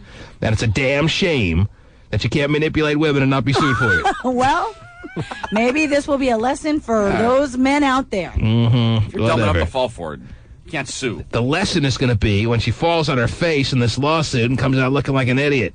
Well, but the thing is that he is too, because when Christy tells him he's just being smeared as far as any good name he might have had, and that's deserved because he was a lousy guy apparently, Terry. Yeah, he's. But don't tell me that he's now owing this 19-year-old money because she decided to have sex with him in her mature decision-making mind. That's her decision. She decided to do that. They both made perhaps mistakes. Maybe she regrets having sex and getting involved with him. Well, how many times have we had sex with someone we regretted? 98. If you can get reimbursed for that, wouldn't it be cool? Yeah, but that's not the way the world works. No, because you'd be embarrassed to bring all those people out. Right. Think about all the men you've had sex with that you regret. Okay? All right, well, it's only a 4-hour show. There's only so much thinking you can do, Terry. But I can now think of the women I've had sex with that I regret, Terry. Right. Mm-hmm. And then with you, oh, geez, what was I thinking then? And don't forget about her. Now, if I could be reimbursed monetarily for all those mistakes that I may have made, they were never mistakes, baby. You told him at the time, right? Then that would be great. Difference is they don't work for you, number one. Right. And number two, She chose to work for him. She didn't have to work for him. She wasn't working for him before he made the moves on her. They weren't 26 years younger than you, either. True. Not yet. Carry the one. Whoa. Yeah, not really. 47 is not too far away. Yeah. Look forward to that. Yeah, when you're 47, they give you a 19-year-old, I hear. Yeah, it's good to know something to look forward to. Yeah. Yeah. Thought my life was over at 40. Right? Reports say it was Christy who bought the $15 million house for her architect husband to turn into a home for their family. Wow. As for Diana, after a much publicized exclusive interview on New York's Fox 5, she's staying out of the spotlight reportedly here at her parents' secluded Southampton home. And Cook apparently couldn't stand the heat either. No one spotted him anywhere. Hamptons Magazine Society editor R. Corey Hay tells Extra, while Peter seems to have fallen off the planet, his 82-year-old mother has spoken out. She hopes that Christy Brinkley and her son will reconcile. That's not going to happen, Mrs. Cook. The truth is, Peter Cook is cooked. Oh, jeez. All right, let's go over the lawsuit for a second here. You have a 47-year-old man who saw a hot-ass 19-year-old girl working in a boutique. That's how this all began. He was married. He had kids. She was working in a boutique. Right. He wanted her big time, so he did what any 18-year-old boy would do. 18-year-old boy, yeah. What any 16-year-old boy, I'm sorry, Terry, would do. And he kept going back to the boutique, even though it was very clear he needed nothing in that boutique. Right. Do these earrings come in extra large? He didn't need anything in that boutique, and yet he kept going back and back, and she was aware. She started picking up on, okay, this guy keeps lurking around, and he keeps trying to talk to me. Right. And he's kind of maybe a tad bit handsome for a 47-year-old man. And You like him like he's that. got hundreds sticking out of his pocket. I think maybe I can talk to him. Then, over time, he was able to, perhaps as you describe it, Terry, wear her down, for lack of a better phrase, to the point where she was willing to have sex with him. They started having sex. He made her his personal assistant so they could have sex more conveniently, Terry. And now, after she made those decisions to start having sex and then accepting a job from him, she wants to sue him for damaging her from a mental standpoint.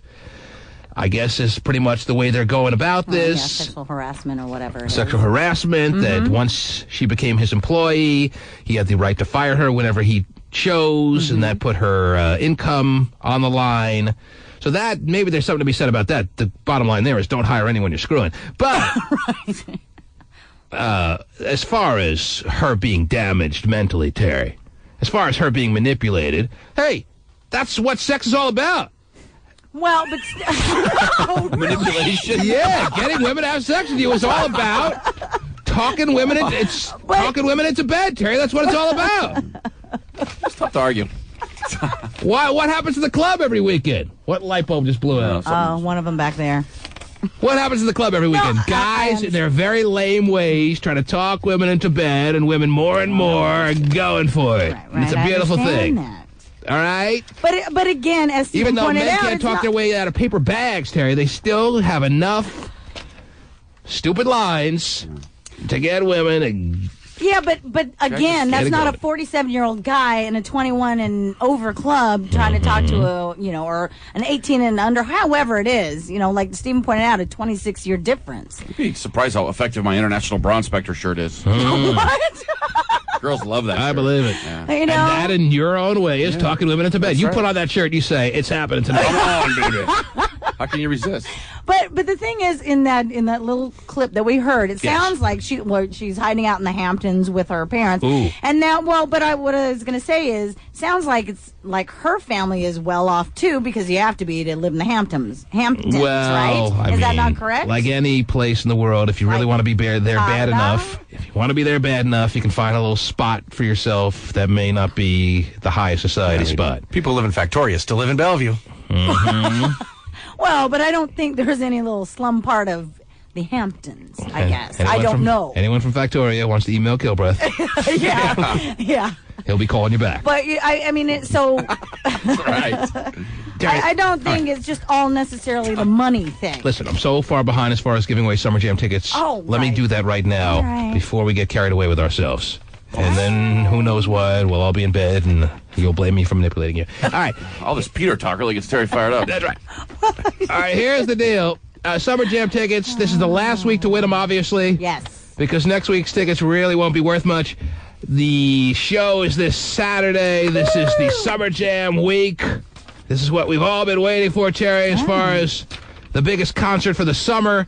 And sometime this week, and I won't tell you when, Terry, because I don't really know yet. Sometime this week, we'll be giving away front row tickets to Summer Jam 2006. Wow. Front row tickets to see T.I., front row tickets to see Ludacris, front row tickets to see Stephen Kilbreath in his bald skull cap doing the Deal or No Deal festivities.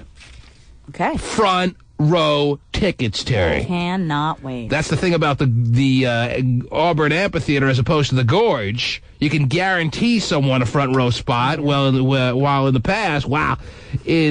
past, Terry, at the Gorge, I mean, to get in the front row, all you needed to do was just be the most aggressive, strongest, survival of the fittest type being. Yes. Either that or have to pee really bad or look like you're passing out where security is posted to the front. Right.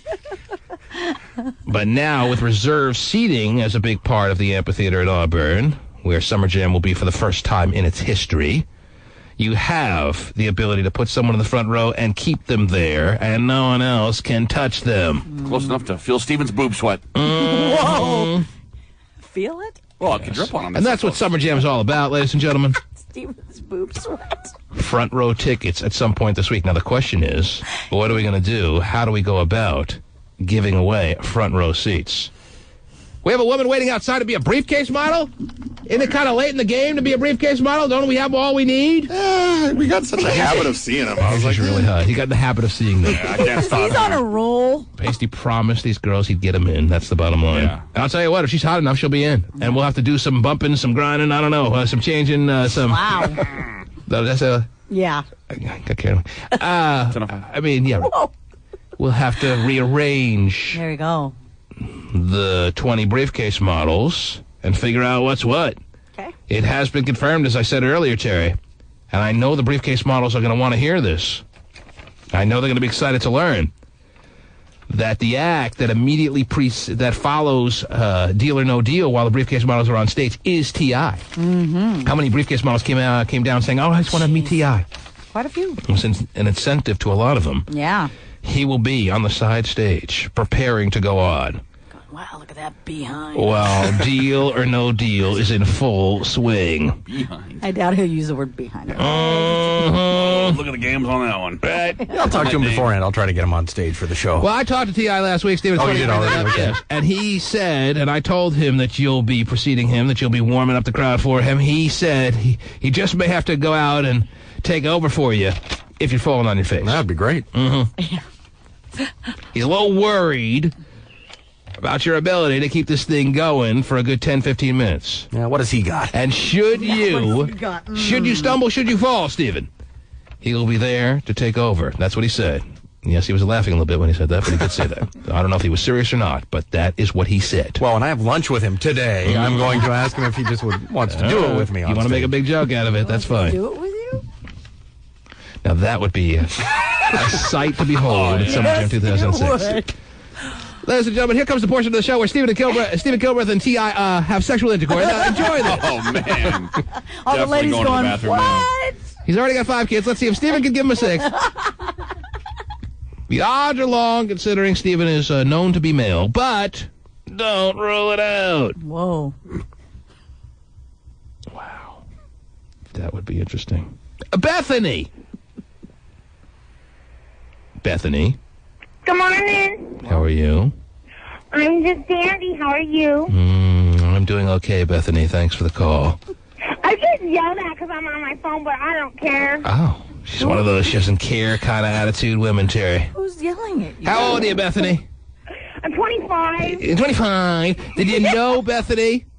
What? Did you know? Well, I haven't finished yet. Did you know, Bethany? Ooh. Did you know, Bethany? When? Did you know, Bethany? Yes, I knew. Right. What did you know, Bethany? That all 19-year-olds are whores? Oh, jeez. Some people might say that, but they get their ass kicked if they did. Terry, do you want to argue? Do you want to dispute? Do you want to debate me on the fact that all 19-year-olds these days are whores? Yes. You want to argue with me on that? Of course. You don't, I don't think that. You don't think that's the case? No, not at all. Stephen, do you want to argue with me? Do you want to debate me? Do you want to counter my opinion that all 19-year-olds in this day and age, 2006, and the new millennium are whores? I can't believe that they're all whores. Oh. I'd say they like to give it up quite often. Oh, yes! Yeah, but you're 25, so you're 6 years removed. How about Bethany, though? She's able to tap into what's going on with the 19-year-olds, Terry. Better than you at 54. It wasn't too long ago that I was 19. Yeah, 6 years to be exact. But, and I was a whore! No, not at all. Oh, you weren't a whore? No. Terry, if I was a 19-year-old, if I was a... how old are you? I don't know. If I was whatever age woman... Yeah? It'd be Whoresville, baby. Wow. Yeah, I'd love to be a whore. Mm-hmm. Bethany. Yeah. What can I do for you this morning? I was just wondering if I could get Summer Jam tickets. Now, are you telling me, Bethany, that you don't have tickets as of this moment? No, sir. Whoa. No, sir, whoa. No. She just hit a car. No, sir. I'm driving my dump truck, and I'm trying to talk to you.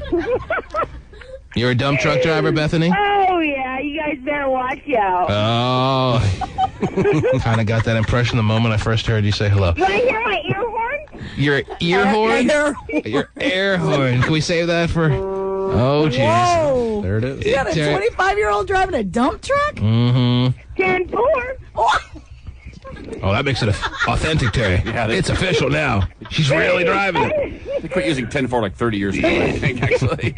The air horn did nothing for me, but the 10-4 has convinced me that she is driving a dump truck. Yeah, 7-Eleven, good buddy. Let's hear that air horn one more time. You want to hear my ear horn? Yeah! Wow! Dump truck guys doesn't sound that good, Terry. Well. So what are your responsibilities on a daily basis with that dump truck of yours there, Bethany? I was just trying to keep her between the lines. You know what I mean? Come on. Oh, just... Come on. I come back. But Bethany, when you're done keeping it between the lines and you, like, reach your destination, because I'm sure you're not just wandering aimlessly around the country, what is your responsibility? My responsibility is not getting in an accident. Yeah, Bethany, when you're done not getting in an accident, you're done keeping it between the lines, and you actually reach your destination... Hauling asphalt, paving the roads black. I see. He likes paving the road. And hauling rocks, too, sometimes. Terry would like to do that with the men?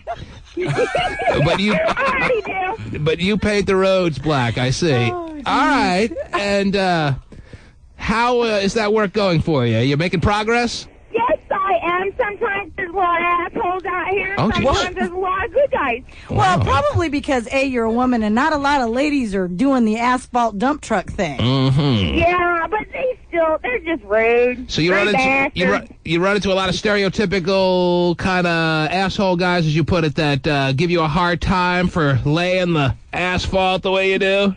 Just the old ones. Usually the younger ones are pretty nice. The older ones are a lot of dickheads, you know. Oh, You get dickheads when they get older. Mm-hmm. Grumpy old men. Yes. With this dump truck mouth of yours, I'm wondering, do you have a significant other there, Bethany?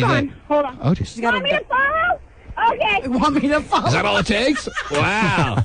That's never worked for me, Terry. I give them the wave all the time. Right. They just drive in the other direction. I'm sorry. I hope I gotta fight them or grind them. Oh, that's a good policy. Bethany, do you have a boyfriend? Do you have a husband? Do you have I do. I have a boyfriend. Just got together with him within the last couple months. Oh, so He's a newbie. Mm-hmm. He's a newbie? She's got a lot of spunk, Terry. Yes, you do. Our asphalt driver here has a lot of spunk. So you must be a hot asphalt driver. I didn't say that, Terry. Oh, okay. Terry, let's put it this way. I don't think she can have any passengers. But, Bethany, are you, for the record, since we're on the subject, are you a asphalt driver that keeps herself in shape? Have you let yourself go to some degree? Oh, no. When you're done keeping it between the lines,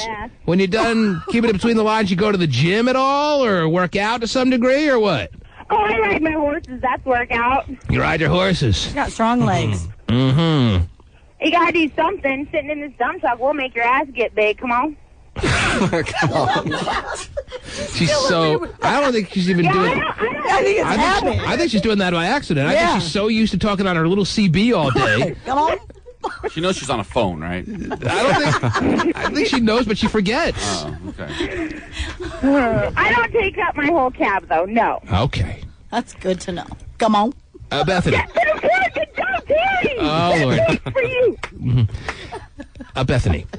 Yes, sir. You'll be happy to hear that you and all your little CB friends will be happy to hear that you have won tickets to be at Summer Jam 2006. Yes. Mm-hmm. Can you imagine the conversation between her and dump truck guy? All truck drivers were... I love you, T-Man. I love you a lot. Bethany loves you long time. Yes. Well, let's see if you're in that same mood at the backstage barbecue. Because you also have won passes to that. Bethany will be enjoying many a rib, many a piece of chicken, Terry, many a piece of steak, many a cheeseburger, probably all of the above. At Summer Jam 2006, do you know... I love you. I love you. I love you some peanuts. Wow. Whoa, that's a lot of love. More I love you said I've heard from my wife in about 2 years. But... You've been married how long? But... 3 years, Terry. Yeah. But... Oh, geez. Uh-oh. I think we... Yes. Okay, I think she just drove off a cliff. But... Yeah, I just dumped a lot of rock on the road. Yeah, that makes two of us. Anyway, Bethany, the backstage barbecue is not just some little 15-minute window where you shove some slaw and some big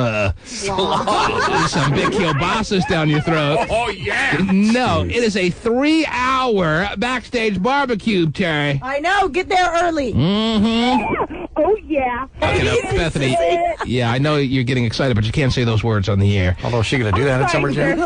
Yeah, she's going to dump some load. It'd be nice if you saved that for Summer Jam, though. All right? Okay. Hang on the line. Congratulations. Thank you. I love you guys. And maybe you'll be winning $50,000 for all we know. Wow. Imagine her on stage next to Kilbreath. Oh, my gosh. Come back? Come back. Mm-hmm. Come back. All right, hang on. Come on. Okay. Yes. Now she gets to talk to the CB communicator to the stars. Oh, yeah. That'd be Pasty David Arthur. Yes. It's Base Dave looking for Bethany. Come back. Oh, yes. No, I do. God, I feel awkward right now. I really wish I didn't have to do that. That was really weird. Nicely done. Congratulations to you. All right, there it is, Terry. Another happy Summer Jam winner.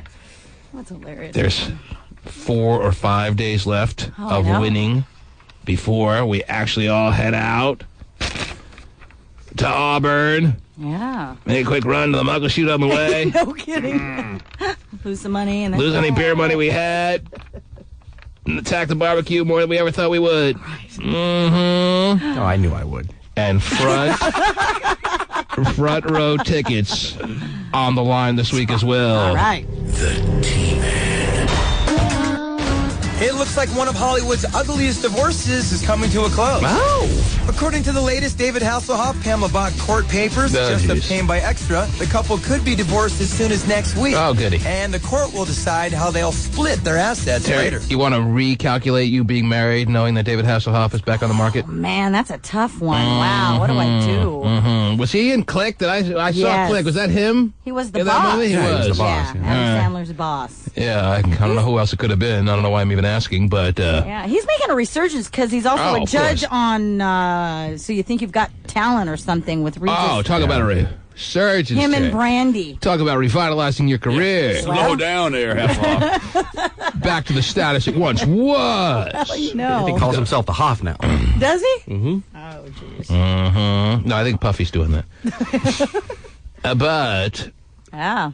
His divorce just about over. David Hasselhoff just about to become single again. Watch out.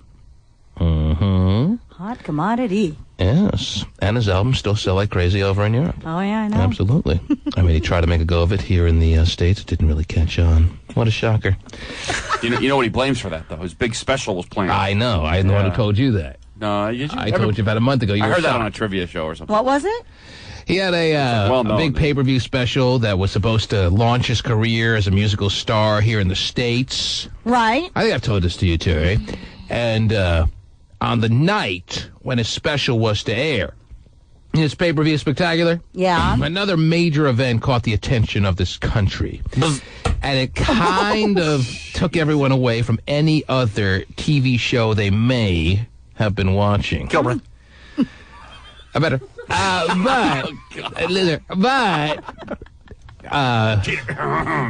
It was awful timing for what would have been an illustrious, big-time domestic career as far as the musical career of David Hasselhoff, Terry. Now, what was the event that took viewers away from what would have been a ratings bonanza as David Hasselhoff performed his songs on pay-per-view? What huge mega event over the past 10, 15 years. 15 is more the range. It was 1994, Terry. I'll give you that. It was the summer of 94. It was spring's end turning into summer 1994, and a major event took place that captivated the viewing eyes of the American public. What happened the same night David Hasselhoff's pay-per-view event special was on the air? Could it have been something to do with 9/11. Something to do with what? the space? Shut up, Stephen Gilbreth. The space shuttle? Yeah. No space shuttle on that day. The space shuttle always takes off at night. Nothing space shuttle related. Okay. No. Because the Challenger blew up in 86, Terry, if that's what you're getting at. Put on the high beams, getting dark.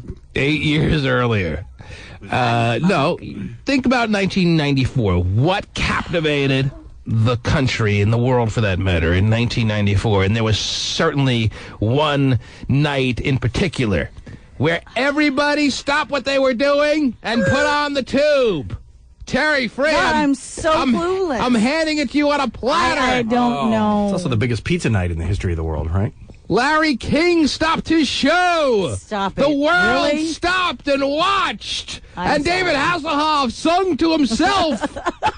He might as well have been in the shower, Terry. He probably was. I don't know. I'm done. Think.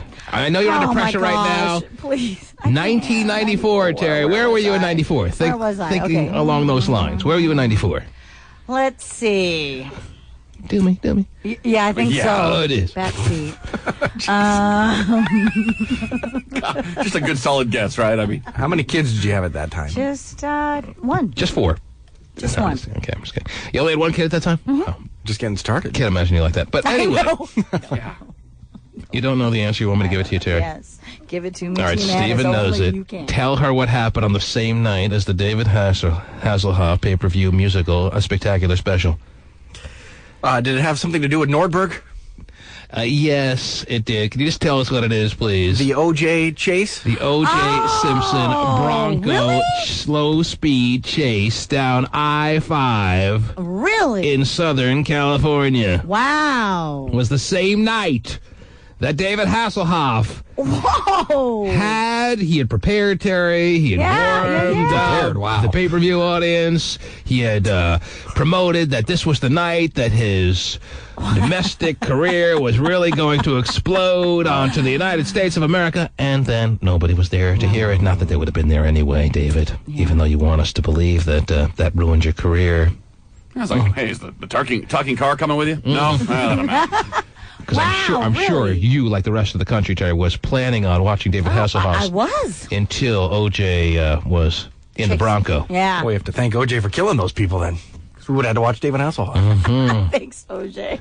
Killing those people, yes. So sensitive. Yeah, you're so nice, Stephen. Isn't that interesting, though? That is. That I seriously would have never gotten a that, fun little tidbit of trivia? It is. Okay. Wow. I didn't know it was the same night. You share your fun little tidbits with us. We share. Yeah. Do I ever have it? Well, back in '94, you had fun little tidbits. I did. Yes. Of course. Yeah, now, I probably did. Now they're humongous. Oh, big tidbits. All the tiggiest. Whatever they are. I You can't even get it right. I just want to play more games where we scream out our name. That sounds fun. That is big-time radio fun. What else is going on? Well, there's a new gym trend out there. It's called the vibrating miracle machine. Oh. It's basically a machine that you get on. You don't have to do anything because it does it all for you. It just vibrates. Oh, I've seen and gets those. you back in shape. I've seen those infomercials over the past 20, 30 years. What are you talking about? It's new. They've had those forever. Well, they must be better than ever because apparently they're popping up in gyms everywhere. People like they actually work now. Yeah. So you don't need to do any exercise. No. You just sit on the couch, you watch TV, and it vibrates you down to nothing. No. You step onto it. It's actually called the power plate, and you hold some handles, then it vibrates you for 15 minutes. And according to this, it says here that the vibrations make your muscles stronger, reduce your fat, and improve your blood flow. All right, whatever. I'd rather watch a rerun of the O.J. Bronco chase. What else is going on? What else? This is kind of interesting since we talked to Gay earlier. Oh. It says here that as many as 30% of people who have gastric bypass go on to become alcoholic, drug, gambling, or shopping addicts. Oh! Gastric bypass surgery recipients go on to become alcoholics, drug addicts, or gamblers. Gambling or shopping And I'll tell you exactly why that is, Terry, and you can tell me if this story confirms or even gives a reason as to why those who get gastric bypass surgery go on to have these type of addictions. They're so addicted, yes, to use that term again, to eating. That once they get the gastric bypass surgery, their compulsive personality needs to fester itself somewhere. It needs to take hold somewhere.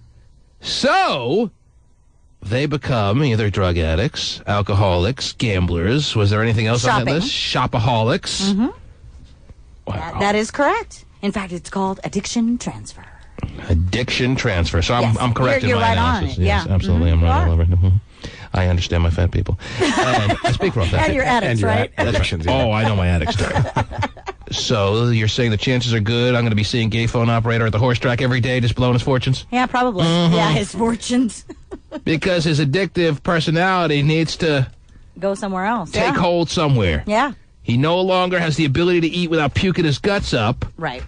So he's got to have it transfer somewhere. Right. Him at the racetrack every day is definitely going to happen, I'm sure. Yeah, because we know he's staring at the horse's wieners. Boy, those get long. If only I can transfer that to Jack. Anyway. Yeah, because we know he's not going to become a shopping addict. Shopaholic? Yeah, I don't see, that's the thing. I don't see anything really fitting into gay phone operator's personality. I'm not going to see him at the horse track. I'm not going to see him at the alcohol, drug. Not going to see him at the Tulalip every day, Terry. No, but alcohol and maybe drugs. He can become a drug addict. You see him as maybe a big heroin addict in the future. Well, no, maybe big meth user. No, maybe to the prescription kind. I think he's addicted enough to The View and Febreze, Terry. Right, there you go. That'll be a new addiction. Febreze habit, really, though. He has his addictions taken care of. Well, at BigBear.com or whatever it is, he loves that. He's got an addictive personality already. Yeah. Wow. So there you go. Watch out. 30%, they say. But the philosophy is that people who need gastric bypass surgery were, in fact, addicted to food. Right. Which is something that I'm sure the people who have needed gastric bypass surgery would like to argue. They don't want to have people out there just accept the fact that they couldn't stop eating because they were addicted to food. They want to throw at you about the genetics. Right. And that they never really ate more than you did. Right, I love that routine. Oh, did you heard that song? Of course.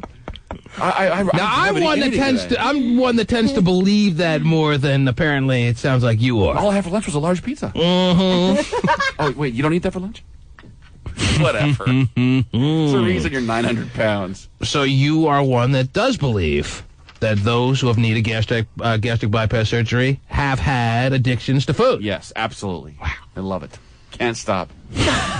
Won't stop. Well, no, it's just... I'm not 300 pounds because I don't eat. Come on. Who are you kidding? Well, now he's speaking from his own personal experience. Hot Shizzle Scott is throwing himself into the mix here. Oh, really? Really? I don't eat. And it's a better mix. I had a half a sandwich today. That's all. Mm-hmm. Right. Well, now you're gay and fat. Yeah. God. All right. So I'm just saying that. I mean, 30% I think is kind of high. But, it's only 30% of the people. Well, but that's still, stomach stapling surgery. Yeah, but I don't think that there's a large number of people who are getting it. I think it's still kind of, yes, becoming. Well, it's still a percentage amongst those people who have gotten it, though, right. Terry. So 7 out of 10 will be just fine. Makes about sense, though. Makes about sense. Yes. I wish that line did. But anyway, what else is going on? Got a story out of Kansas where a rock... Let me put a couple calls on the line, and then we'll get back to Kansas. Okay. Because I don't think we're in Kansas anymore. No, we're not. Mark, you've been waiting a long time. What do we have going on in your world, Mark? If people want to talk on a Monday, Terry, I'm more than willing to talk to them. Yeah, because we've already established it is a manic Monday. A lot of times people don't feel the urge to call in on Mondays, Terry, so I don't even bother opening the phone lines because people are angry on Mondays. Yes, Mark, go ahead. Time is short and so am I. Go. Hello. Yes, hello. Hey, how's it going? It's going. I've seen you've been waiting for about an hour, Mark. I'm sorry. Yeah, that's all right.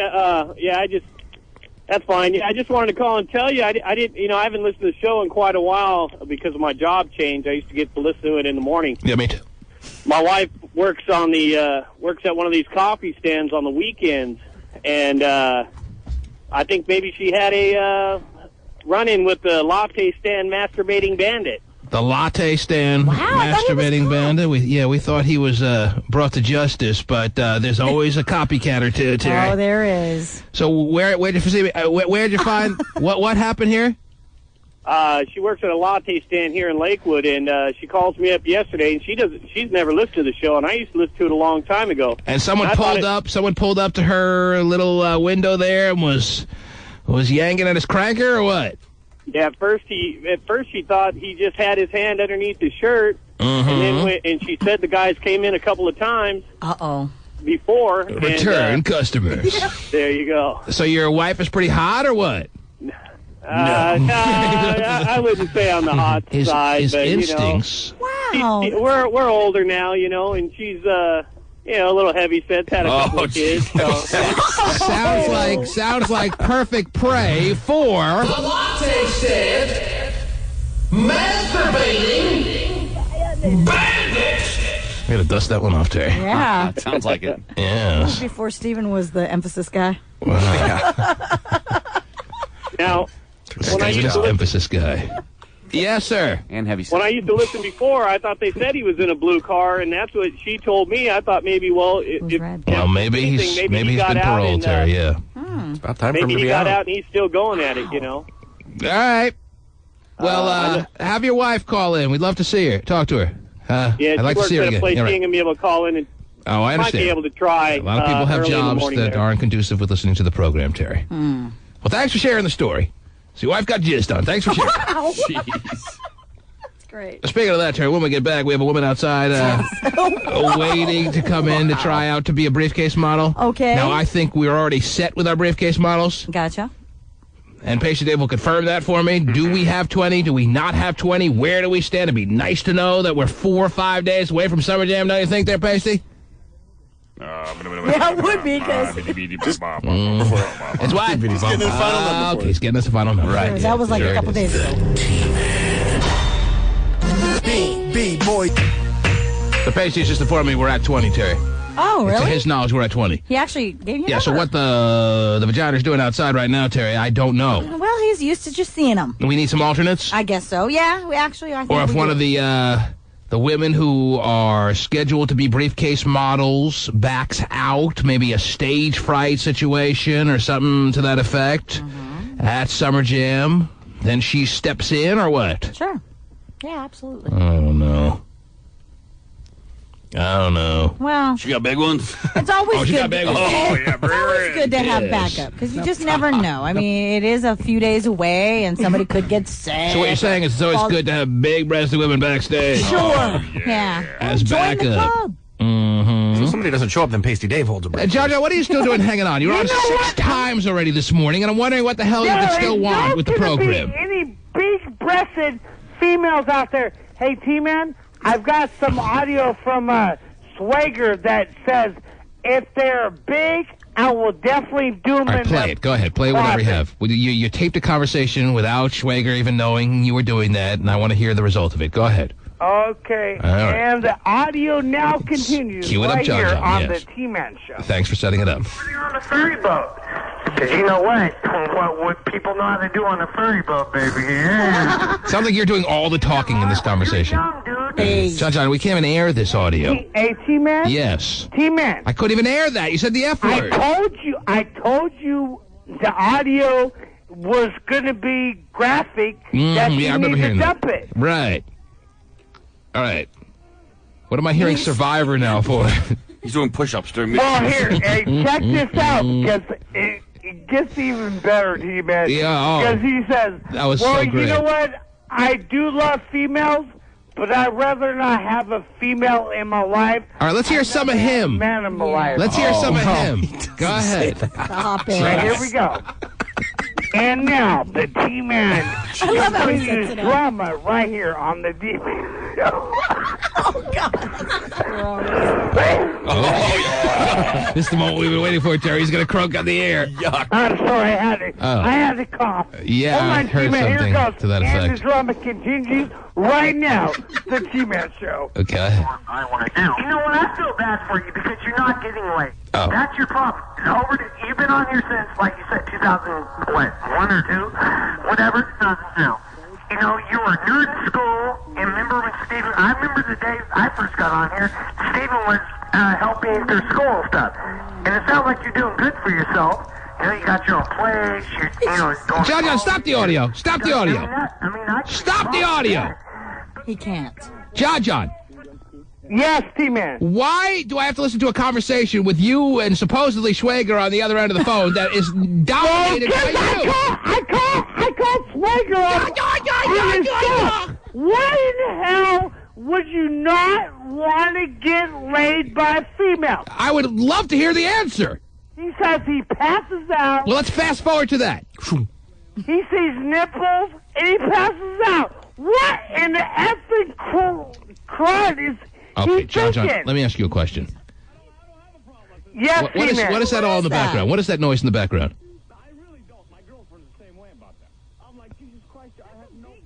Who is that? Is that Flowers? I don't know. Steven, is that coming from don't yours? think it's coming from me. No, it's coming from John's line. Yeah. Oh, weird. John, what is that in the background? That would be Swagger. Yeah, okay, whatever. He's got all his tapes mixed up. He does. He just can't find it. It sounds like some riveting conversation between Flowers and Dirty Harry on the afternoon extravaganza. Wow. Yeah. Yes. All right. All right, you get it all straight. Whatever. Go to bed, John. Yeah, it's time to go to bed, dude.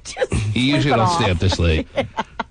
It's a little unsettling for all of us that you're up this time. Matthew, make you some breakfast and then go to bed. Let us bring in... What now Schwager wants to comment? I don't need to hear Schwager's comment. Oh, jeez. What? All right. John, I want you to take those tapes and shove them up your butt, you idiot. Okay, you need to tell me when you're recording me. You know what? That's against the law. Oh. So it's true. I know I'm getting recorded when I call into the radio show, but you recorded me without my permission, without my consent, What are you without worried my about? knowledge. You didn't even say anything. That is against the law, you idiot. You didn't even say anything in these conversations. It's all John. I do remember that conversation. It happened around 7:10 this morning. Mm-hmm. All right, so he had a conversation with you and recorded it just this morning? Yes. Right. All right. Well, he taped it. He taped it without your knowledge. So whether you want to get an attorney or not, that's up to you. Yeah, sue him for something. We'll all be witnesses, and you can sue him for his fortune.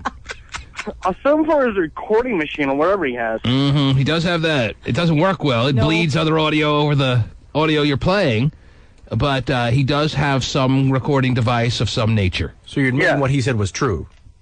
You like men. Did you say anywhere on this audio tape that you like men, Schwager? No, I did not. Because if he did say that, John will make that audio available for us, and we'll play it on the air. So you better admit whether you said you liked men to him or not. I did not say I liked men.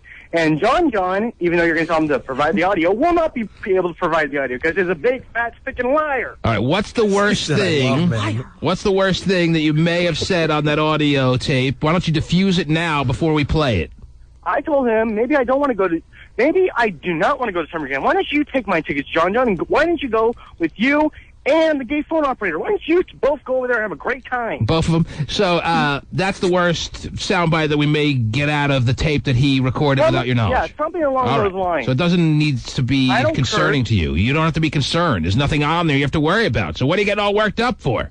The only reason I'm worked up is because he recorded my voice without my knowledge. Okay. And your voice is worth millions, and you need to get your people on the case. Okay. Very good. So he played you on the air earlier, and yet you still took his call. No, I was busy doing my take-home test, and I just got out of my test in calculus, okay? And I turned on my radio, and I hear this. Why couldn't I get take-home tests? I don't know. I'm on myself. Mm-hmm. On myself.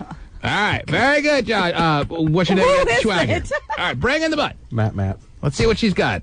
Because I want to be very clear with her up front, Terry, that I don't think there's a spot open for her, even if she blows us away.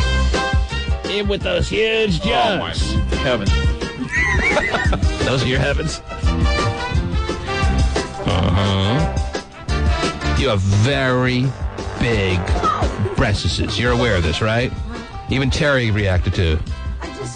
I just looked Come up. close to this thing. Why don't you tell me something about yourself? I know your name is something. Ruth. Ruth. That's interesting, Terry. This is the second Ruth. If you would have asked me to gamble on this, I certainly wouldn't have put any money on the prospect of getting any girl named Ruth down here to be a briefcase model. Yeah, right. And now we've had two.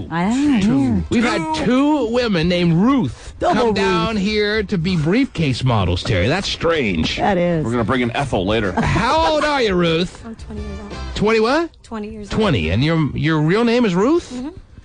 I wouldn't think you'd choose that as a nickname. Yeah. Your mom named you Ruth. Yeah.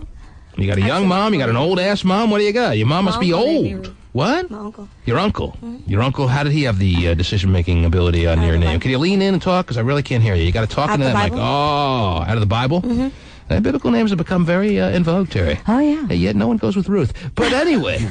I'm going to name my kid Ezekiel. Now, why did your uncle have the ability to have the decision-making power on your name? Was he somehow involved in the making of you? No. No. No. Then I'm wondering, why does he have the final say on what your name is going to be? We're real close, I guess. That's a bad touch, Uncle. But there had to be a mother somewhere in this equation, right? Why didn't she get to decide what your name would be? Probably both agreed on it. And you still talk to your mom? You still close with your mom? I live with her. You live with her? That'd be pretty close, yeah.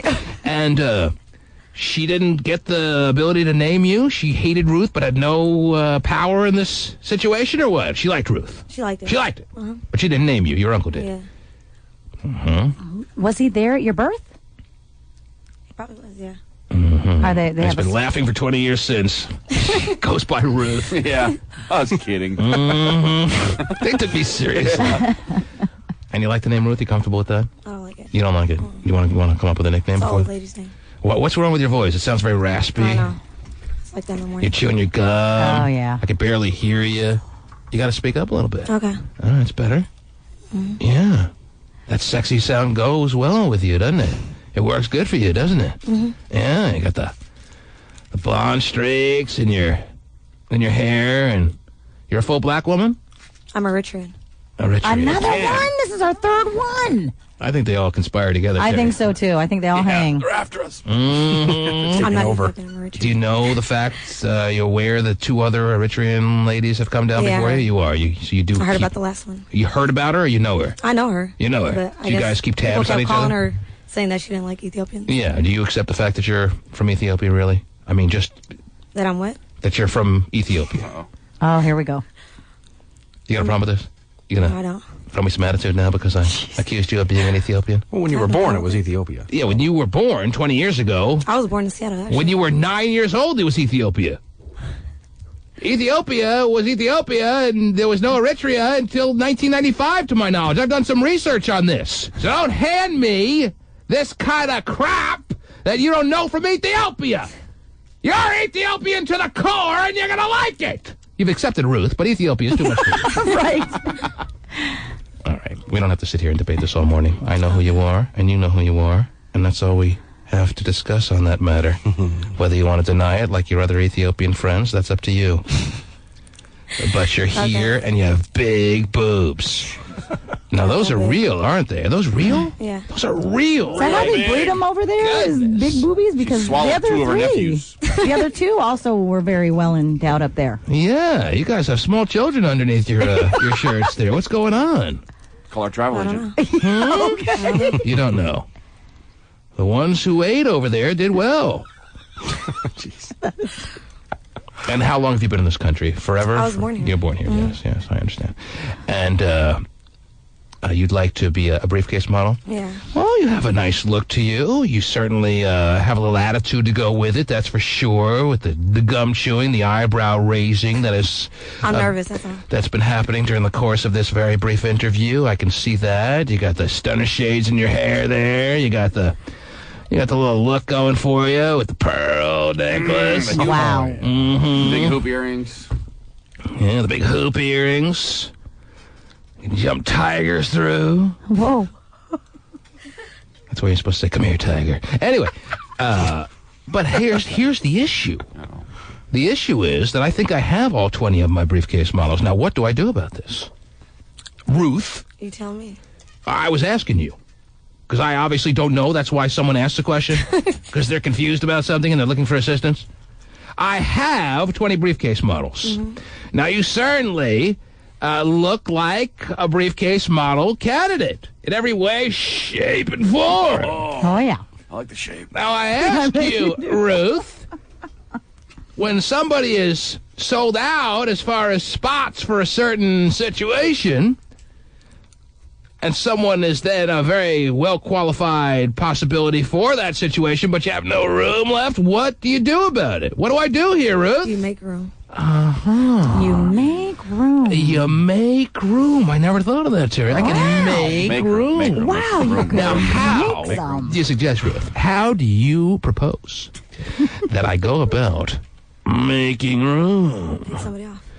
Kick somebody off. So in your cold, callous way, you want me to shove off to Add one more. heave-ho. What? Well, Add one then, more. but there wouldn't be a briefcase for you to hold. It throws the whole thing it in throws disarray. everything, yeah. Let me tell you this, Ruth. We're so serious about this Deal or No Deal thing that we went out and we bought 20 solid steel, shiny briefcases to make it look all official. So that Kill Breath has the props necessary.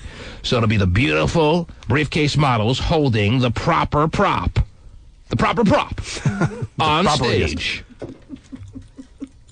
The proper property on stage at Summer Jam 2006. Now, if I have only 20 briefcases, if I have only 20 bits of proper property, that's props.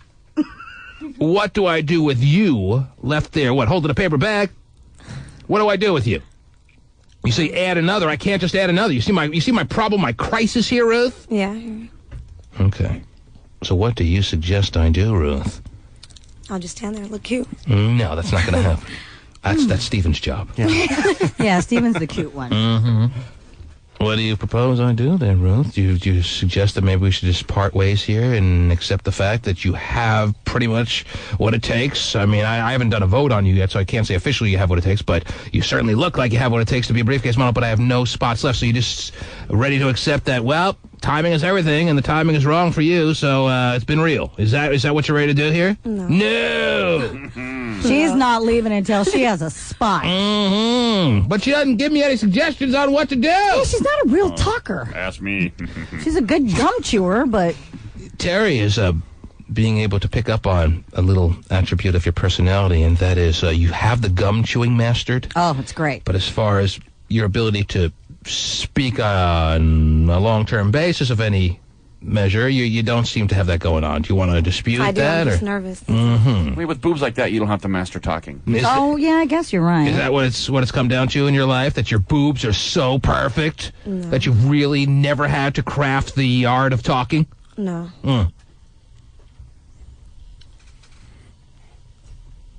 All right, she's not going to speak. But I want to hear more gum. Yeah, so do I. I'm giving her all the airtime I know necessary to just chime in and say something that'll make the situation clearer, because I'm genuinely confused here, Terry. Well, she's not representing the country very well, because the last two girls from, I can't pronounce it right, that's why I'm not saying it, Urethra. Whatever, were very good talkers, especially the first one. She was, had a great personality and talked really well. Oh, wow. So Terry's I just like to hear a little conversation. Terry would like to hear a little bit of your personality. Do you have anything you want to share with her? What do you guys want to know? Oh, jeez. Okay. You don't want to know. No. So you better pick. Ask me anything. You better pick a topic of your own. It says on your MySpace that your occupation is a moneymaker. What exactly does that mean? Does it in fact say on your MySpace that your occupation is a moneymaker? Mm-hmm. And now what does that imply? Everything. I try to get my money anywhere I can. Oh, is that right? Any way you can. No holds barred. Oh, yeah. Do you take debit? Does that mean? Yeah, just slide it. Not like that. Does that mean if I was hanging a $1,000 bill from my shaft here, you'd be all over it, or what? Maybe I wouldn't be Is that going. any way you get it? Not like that. You know what I mean? $1,000 bill, even though they don't make them. I don't think they make them. Do you? Don't tell her that. Little stick figure. I'm on at the there. copy machine. That would be out of bounds as far as you're concerned. Not like that. Not like that. No. Like That's what? a damn shame. I know what you guys are talking about. Well, you figured it out. So what does it mean then when you say? What does it say on her MySpace, David? Her occupation is money maker. What does that mean? That sounds Like, all pretty I and hustle, cute. like, I you get my hustle. money, I work. Hustle. What do you hustle? What do you do? I work. Uh-huh. I work right now. What do you And do? I babysit. You babysit. That's hustling, baby. Let me hustle these parents. Trying to save my money so I can move. They're paying me for just watching their kids. Yeah, sure. That's some lucky kids, huh? stole a pickle Especially out if of it's a the little fridge. boy. He's going, wow. What a hustle. I mean, babysitting has been pretty much an industry that's been out there for a while. You're not really hustling anyone when you're babysitting. Emma babysits. So what do you do? What do you do to hustle? You said you hustle people. What do you do to hustle That's what them? I mean when I say hustle. Babysitting to you is hustling? I work at G. Morris. Oh, you do? Oh, wow. You've been hustling Gene? What do you do to... No, I don't. What do you do to... I'm a receptionist Is that right? Which one? at Alderwood. Oh, it's one of the new up-and-cominger kind of maulers. Yeah. I know a couple of girls that have been placed up there. Oh, yeah. Yeah. I've never been up there. I'm due to go up there one of these days. Due. Yeah, actually, I've been to the mall a few times, but I never stop into the to the salon. You get massages? I don't. She's a receptionist. Oh, imagine with those boobs slapping on my Oh, my heavens. Instead of hands, she's got the I breasts. didn't want the hot stone. Yeah, massage. screw the hands. Just slap those big boobies. Here, let me give you a boob massage. That'd be hustling. If you offered people boob massages, I'd give you $6,000 for one right now. For an hour. No, she'd rather babysit my kids. Okay. Yeah, I'll show Wow, you. imagine Jaden having a babysitter like that. She'd be like, whoa. All right, listen to me. Again, we're up against this problem. And the problem is that I've been informed by Pasty David Arthur, you know, the very white guy behind the glass there? Yeah. Not Eritrean. We have 20 spots for briefcase models. All 20 have been secured. Okay. That means there's no room left for you. Oh. Now, I will take your name down. Unless you can offer me something that makes sense here, I'm going to have to go with this. I take your name, Ruth, and I write it down. R-U... How do you spell that? Yeah, R-U-T-H? Yeah. It's not R-U-F-F, Ruth? No. Okay. So, I take your name, I jotted it down. And if for some reason where our calculations, our math, in counting to 20, is off, and we don't have 20, I'm going to put you in. Okay. But short of that, it's no-go. Unless you tell me what to do here, Ruth. Just have me up there. 21's better than 20. No, that's not going to happen. This is not blackjack. I stand on 20. All right. Okay. So you better come up with something else that's a little more creative on what I should do here, or else I go with my very clear scenario of just write your name down, and I think the chances are pretty small that Pasty David Arthur's math is off. All 20 girls are going to be on stage at the same time? Yes, they will be. And T.I. will be checking them all out, too. Now, I know you're the kind of lady that appreciates T.I. checking you out. Is that fair to say, or no? Yeah. Yes, because who isn't? I am, you are, we all are. What other alternatives are there? I guess none. Okay, so he'll be checking out everyone but you, Ruth. Could have been you, but you're giving me nothing here. Here I am. I know, you're asking her for the trying. 19th time of what I need to do, Jared. You giving me nothing. And I thought she was a hustler, man. What do you got, Ruth? Answer me! Hustle me! Right. Gosh, at least that. You're too busy looking all cool over there and collected and... Trying to think. Wow. That's Caught me off odd. guard. What? You caught me off guard. Oh, you haven't seen anything yet. Anyway. Oh, man. Really? Pretty weird, but yeah. Okay. Whoa. Anyway. You have the next 30 seconds to come up with something, Ruth. Where are you in the women's bathroom, too? Oh, you caught me off guard. So we just go with my scenario? No. Yeah. Well, that's all you're giving me, so that's all I got to go with. So, Ruth, it's very nice meeting you.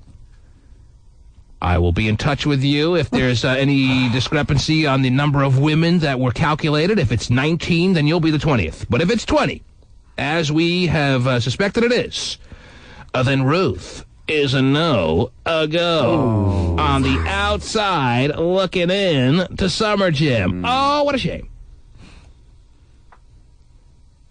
All right, thanks for being here. Yeah. Ladies and gentlemen, it's Ruth. Oh, that's it? Woo. What you got? I'm asking. What else do you want, Hotshot? Take out your stupid boobs! They're already out. Yeah, pretty much. And they're not saying What's that much number? either. They're not that big. Do you have a boyfriend, Ruth? Do you have No, I a don't. significant other? You're very single? Yeah. You're a single Ruth? Mm-hmm. Wow.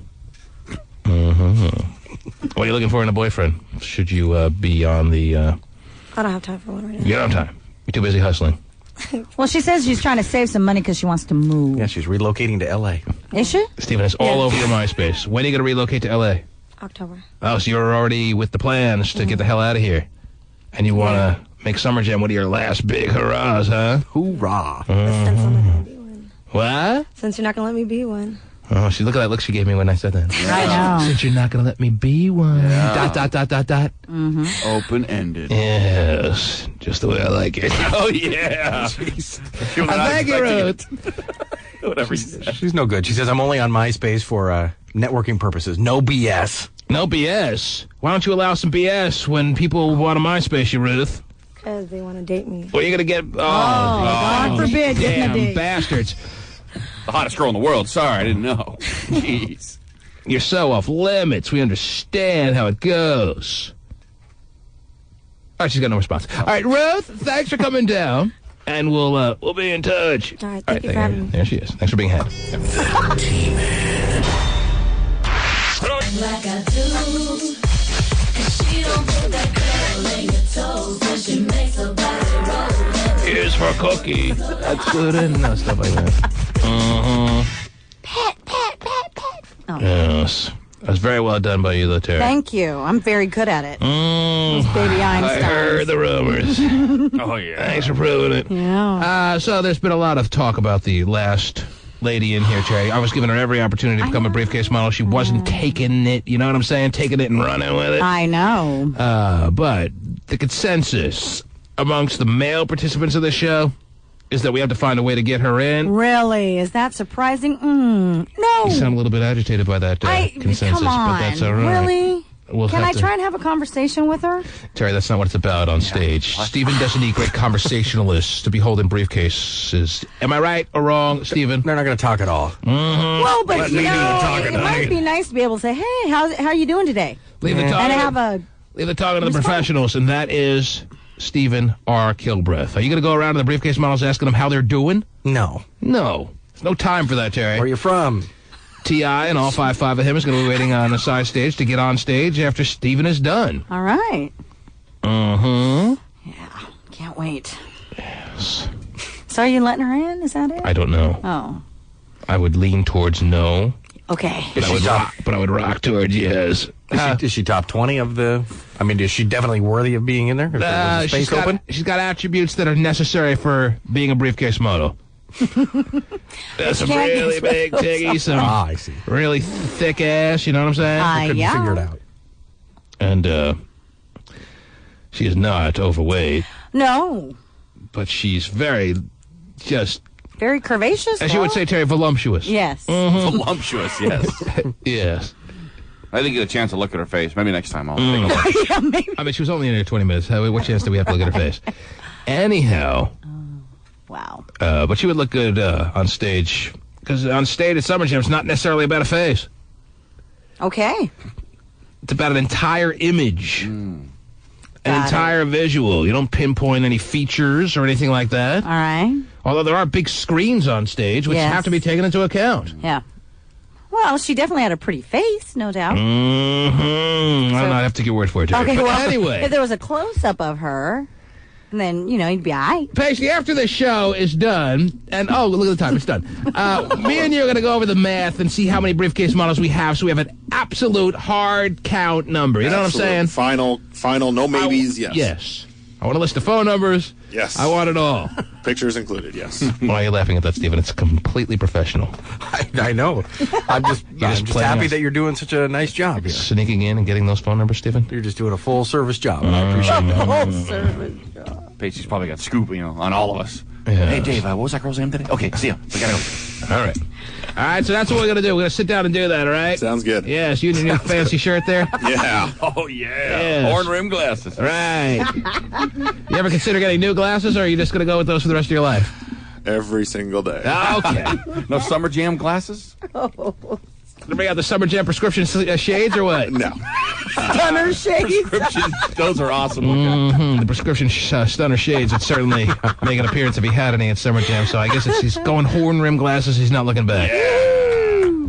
In the bright sun of Auburn, you're going to wear the regular horn rim glasses, or what? If I wanted to see, I was planning on it, yeah. Don't you have, like, contacts or something? No, you don't need to see. It's overrated. All right, anyway. Well, you have to see the Briefcase models. So that's what we're going to do starting now. The